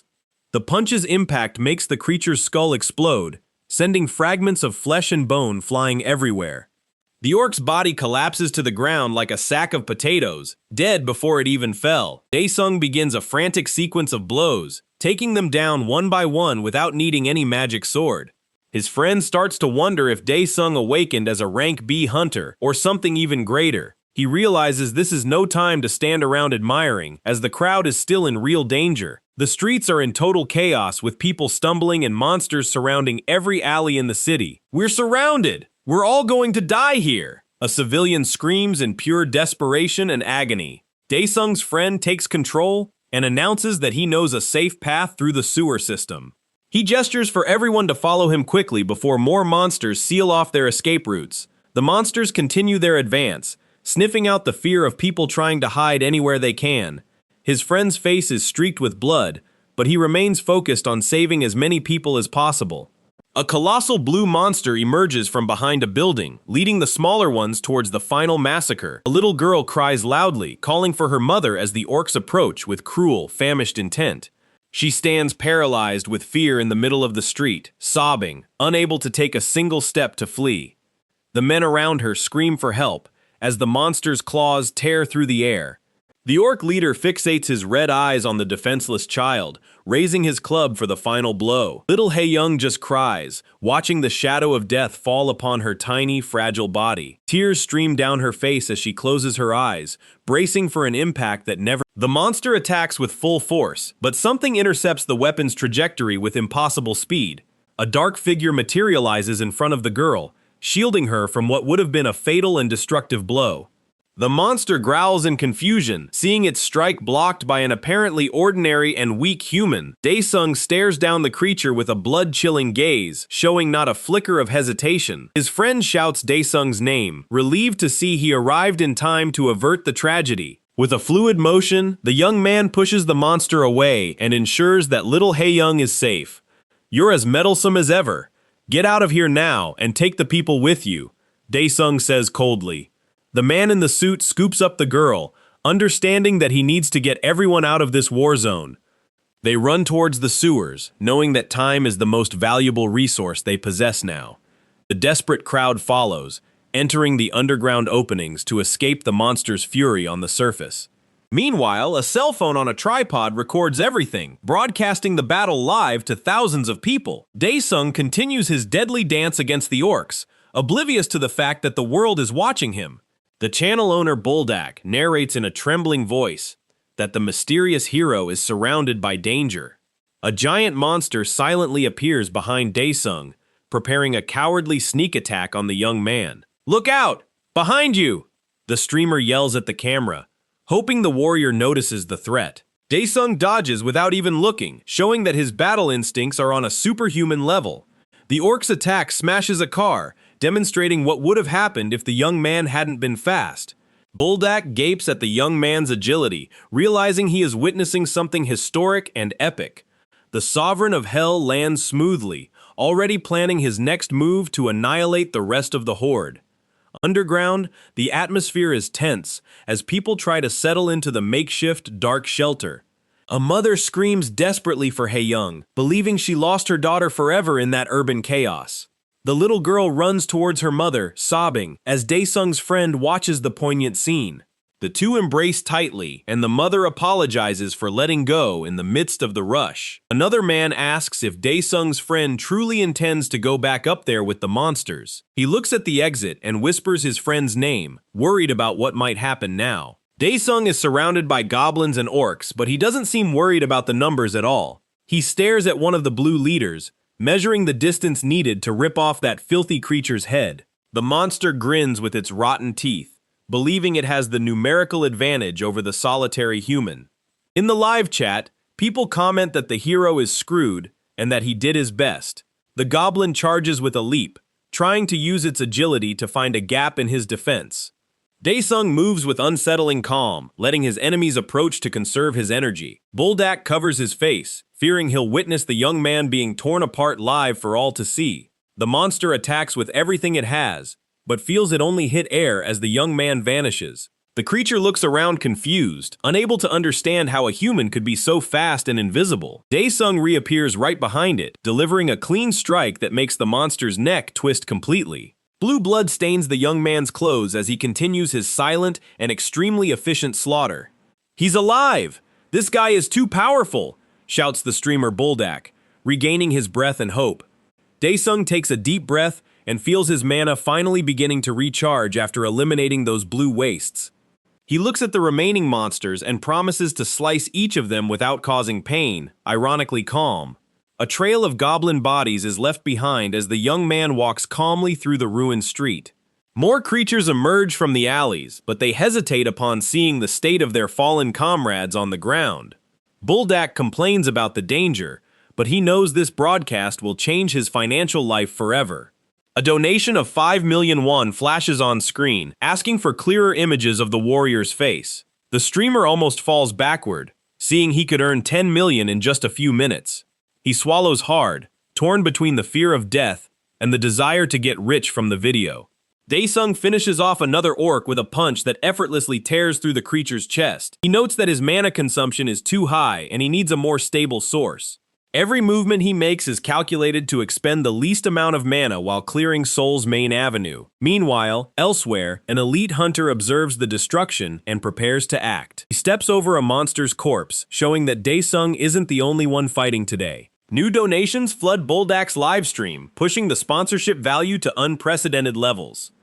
The streamer adjusts the camera with trembling hands, trying to capture the perfect angle of that insane fight. Sponsorship notifications incessantly flash on his phone screen, attracting the attention of powerful individuals. In the chat, people begin to suspect that major corporations are now trying to identify the mysterious hero. 20 million! Buldak shouts, seeing the absurd amount that just landed in his digital account. In a luxurious building of the HM Corporation, executives analyze the live broadcast with professional and greedy interest. The team leader confirms that he has already sent the initial proposal and is ready to double the amount. They plan to send an entire guild to the incident site just to recruit the unknown young man. The experienced recruiter senses that Daesung is the talent they have been searching for years to lead the market. Daesung steps firmly on the ground, sensing the presence of more enemies approaching from his left flank. 3 blue orcs stop in front of him, trembling in fear as they sense the young man's murderous aura. "It seems these insects have finally learned to fear me," the sovereign of hell sneers coldly. One of the monsters tries to roar to regain its courage, but the sound comes out as a pathetic squeal. It tries to attack, but Daesung's magical pressure is so strong that the air seems to freeze. The orc realizes too late that it has entered the territory of a predator that stands above all. Buldak pleads for the young man to turn towards the camera, knowing his life depends on that angle. He knows this is the opportunity of a lifetime and cannot let the hero escape. 2 more monsters leap from the buildings, attempting a coordinated attack to take down the human once and for all. Daesung realizes his mana is running out and he will become vulnerable if he continues fighting like this. He sees Buldak filming and asks why he hasn't evacuated to a safe and protected place yet. The tripod crashes to the ground as the streamer startles at the warrior's hoarse and imposing voice. A man in a red suit appears and questions the streamer's sanity for risking his life there. The live chat collapses, asking if Buldak was attacked or if the broadcast finally went down. The stranger drags the streamer into a building, trying to save the fool from certain death in the street. "My money! My camera!" Buldak shouts, even more worried about his bank account than his own skin. The man in the red suit curses, losing patience with the content creator's boundless greed. A monstrous paw smashes the asphalt right behind them, showing that safety is still a long way off. The man tries to wake someone who fainted midway, desperate not to leave anyone behind. A monster emerges at the end of the corridor, blocking the only viable exit for the remaining survivors. They are cornered, and terror once again dominates the environment as the creature prepares to attack. The orc raises its heavy weapon, ready to turn everyone there into a shapeless mass of bloody flesh. The attack begins, but something cuts through the air with a metallic sound, severing the monster's arm. The creature roars in pain as its severed limb falls to the ground, gushing blue blood everywhere. The man in the suit looks up, seeing a familiar silhouette that brought hope back to that room. Daesung stands atop the monster's remains, cloaked by the shadow of his dark and intimidating hood. "Nice shot," he mutters, praising himself for the precision of the attack he just performed. The young man asks a survivor why he returned and receives an answer filled with genuine concern. He warns that he needs to leave for 20 minutes and asks if they can hold out until the guilds arrive. The man agrees, only asking him to return quickly before the worst happens to them again. Daesung touches the system panel, selecting an option that most hunters don't even dream exists. A portal of flames begins to tear open right before him, glowing with an intense scarlet hue. His friend is in absolute shock. He can even open portals now? What has this kid become? Daesung steps through the dimensional rift, leaving the modern world behind as he seeks to recover his lost mana. He complains that his current body is far too weak, struggling so much against mere blue street monsters. The system warns that his mana is at only 10%, and he demands a quick way to boost it. He remembers a diary he wrote in hell to maintain his sanity during years of isolation. The system begins processing the diary to create a quest, with rewards befitting a sovereign's level. A crimson book materializes in the air, carrying all the memories and powers he accumulated in the past. Daesung observes the object, knowing it holds the key to reclaiming his throne of absolute and total power. The book glows intensely as the synchronization process with the current system begins to execute now. Visions of the past flash through his mind, showing battles against creatures far more dangerous than any blue orc. He curses as he feels the agony of his soul being forced to adjust to the limited body he currently possesses. His eyes gleam with a purifying white light, signaling that the connection with the diary has finally been established. The book blazes with black flames, merging with the young man's aura in a visceral and excruciatingly painful manner. The system confirms that the printing process has been completed with total success for user Han Daesung. "This feeling is the worst of all," he mutters, deciding to go to a place where mana is abundant. He chooses page 16, the Predator's Forest, a place where only the strongest can survive. The portal closes behind him, transporting him to a desolate land filled with ancient and deadly dangers. Meanwhile, in devastated Seoul, the Korean barbecue restaurant remains closed and silent under the night sky. The streamer Buldak and Daesung's friend climb the building's stairs, trying to find a safe place. Buldak suspects that the man beside him knows where the mysterious hero disappeared to after the fight. He directly asks where the warrior went, hoping to get another scoop for his channel. Daesung's friend glares at him with disdain, asking if he intends to sell the young man's face for money.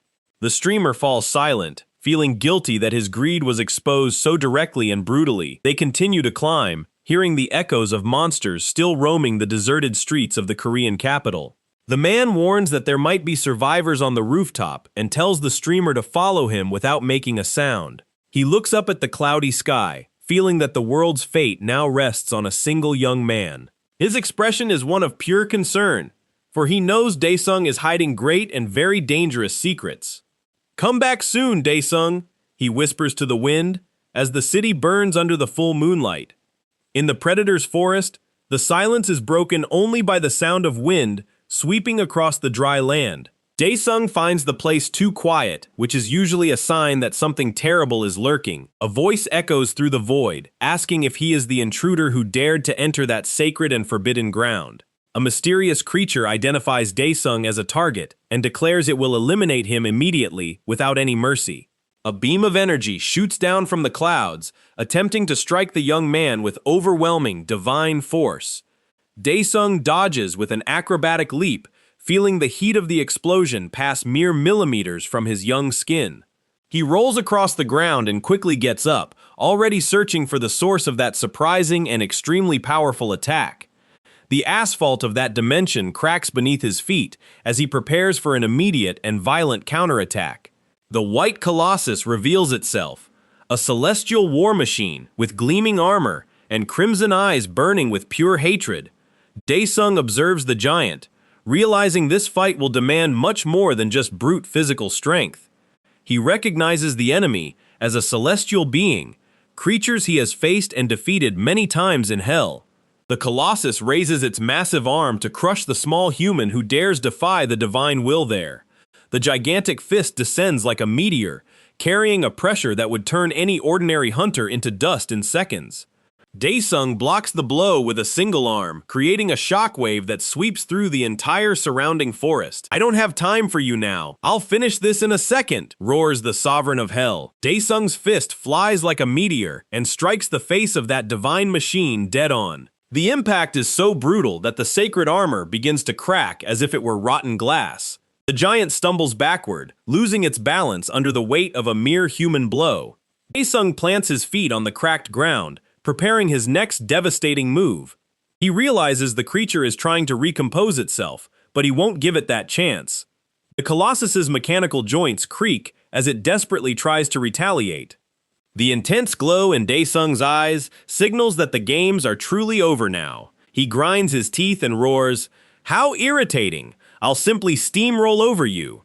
With an explosive surge, he hurls himself full force against the torso of that metallic abomination. The White Colossus attempts to raise its arms, but Daesung's speed is utterly beyond compare. A deafening crash echoes through the entire predator forest as the sacred metal twists and writhes. Daesung strikes with every ounce of his strength, utterly disregarding any resistance the creature dares to offer. The colossal body of the giant begins to shatter into 1,000 useless, shimmering fragments. Divine energy explodes into the very air, briefly illuminating the desolate land. All that remains of the celestial foe are mere wreckage, scattered across the dry, lifeless ground. Daesung takes a deep breath, the heat of battle still searing within his very soul. An intense aura begins to emanate from his form, vibrating with a deep, resonant hum of immense power. The very ground around him trembles violently under the sheer pressure the sovereign of hell is unleashing. He wipes the sweat from his brow with a dismissive gesture and states calmly, "Now, bring forth the next." The air seems to thrum with a sinister energy as new dangers creep stealthily from the forest shadows.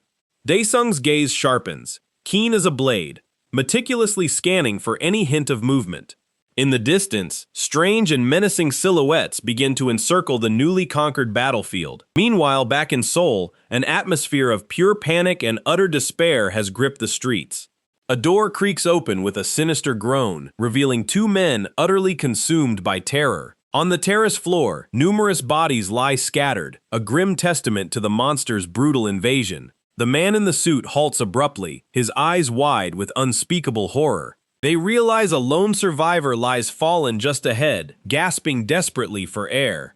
The injured youth coughs blood and groans in agony, barely clinging to consciousness. The man in the apron rushes toward him, exclaiming, "This person is still alive!" They desperately attempt to assist, but the night silence is shattered by heavy, thudding footsteps. The man in the suit cradles the injured man, asking frantically, "Are you all right? Can you speak?" The survivor coughs again, attempting to deliver a warning with a failing, feeble voice. Completely bewildered, the man in the suit leans closer. "What? What did you say?" With his last vestiges of strength, the youth screams the fatal warning, "Behind! Look behind you, now!" Blood runs cold in the man's veins as he senses an overwhelming, suffocating presence.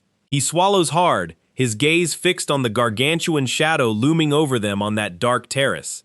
A monstrous orc snarls ominously close, baring razor-sharp teeth and glaring with eyes burning red with pure hatred. The man in the suit orders them to move the injured survivor, but he knows their situation is utterly desperate. His apron-clad friend trembles, asking what terrible sight he witnessed up there. Fear is etched into every line of his face. Death itself is knocking at their door. The creature unleashes another earth-shaking roar, making the entire building seem to tremble with primal fear. "Pull yourself together," the man in the suit commands. "When I say go, run straight for the door." He braces himself for the inevitable, acutely aware that every single second is a matter of their survival. The orc charges forward with a savage cry, raising its brutal weapon to crush the pathetic humans below. The beast's monstrous claws tear through the air with unbridled fury, poised to shred anything in their path. The man in the suit roars with the full might of his lungs. "Now! Get out of here!"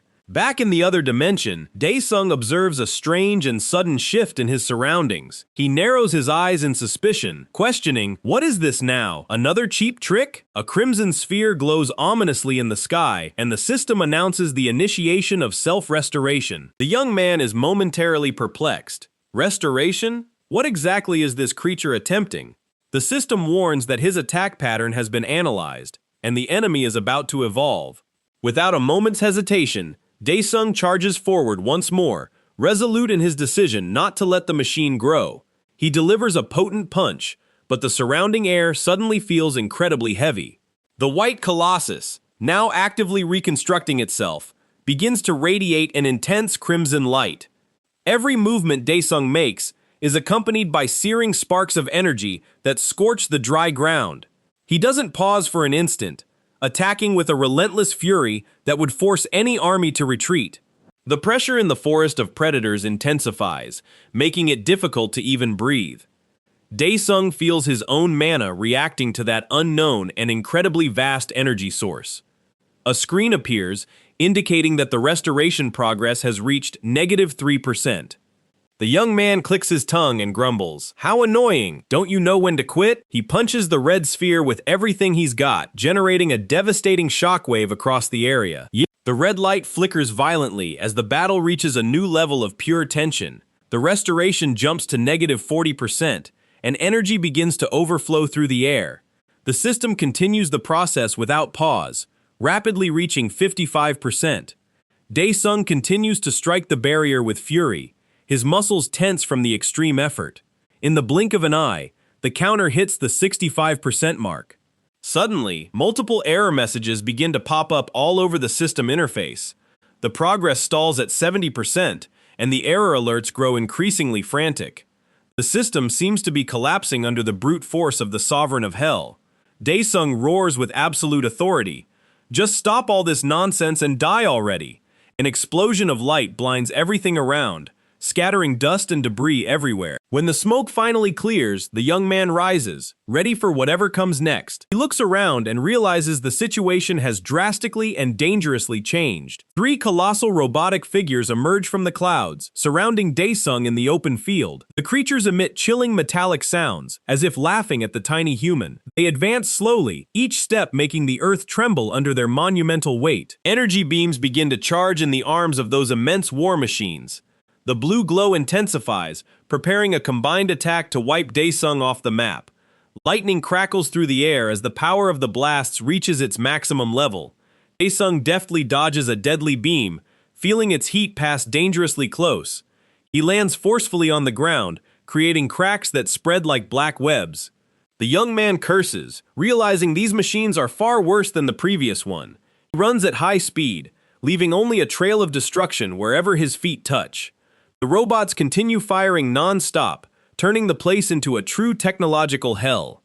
Daesung leaps between the energy beams, each maneuver a risky dance with death. Danger alerts flash across the system as he infiltrates the Colossi's defenses. Sweat drips down his face, but the determination in his blue eyes only intensifies. A tremendous impact occurs as he attempts to strike the core of one of the giant robots. The earth explodes in flames and twisted metal, but the other colossi remain active and dangerous. Daesung is thrown back by the pressure, but recovers before even touching the ground. He realizes that if he continues like this, the fight will never end, and he'll eventually tire out. "I need to search my memories," he thinks. "There must be a way to end this." He brings his hand to his head, trying to force access to ancient knowledge from his past life. A sharp pain hits his brain, and he curses. This feeling is horrible, damn it.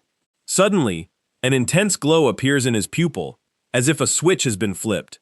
He cracks a sinister smile and says, "Ah, now I remember. This might just work."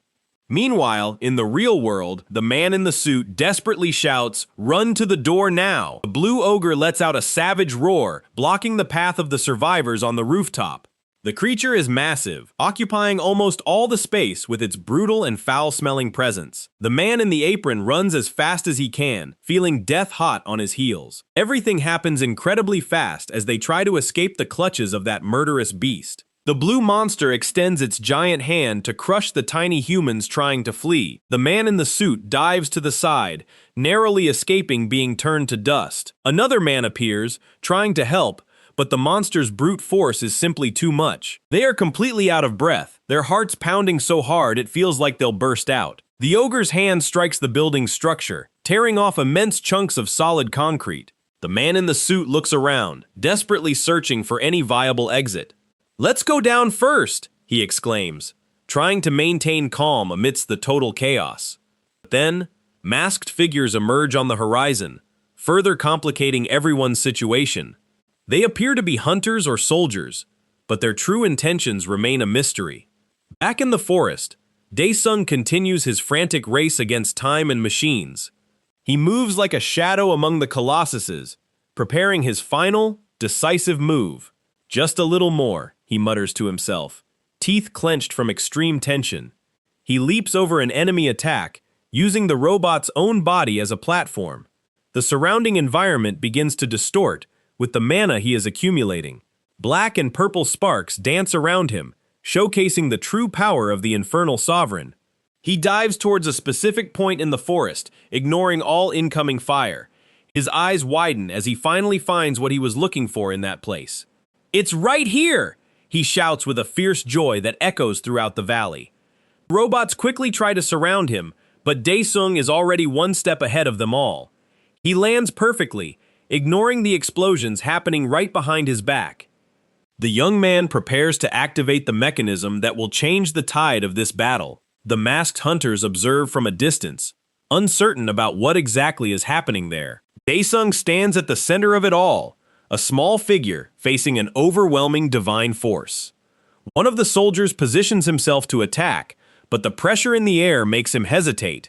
They realize the young man is no ordinary human and retreat purely by instinct. The masked leader orders the attack, claiming that a safe distance has already been established. Daesung lets out a laugh and shouts, "You're all too late for the party, you fools."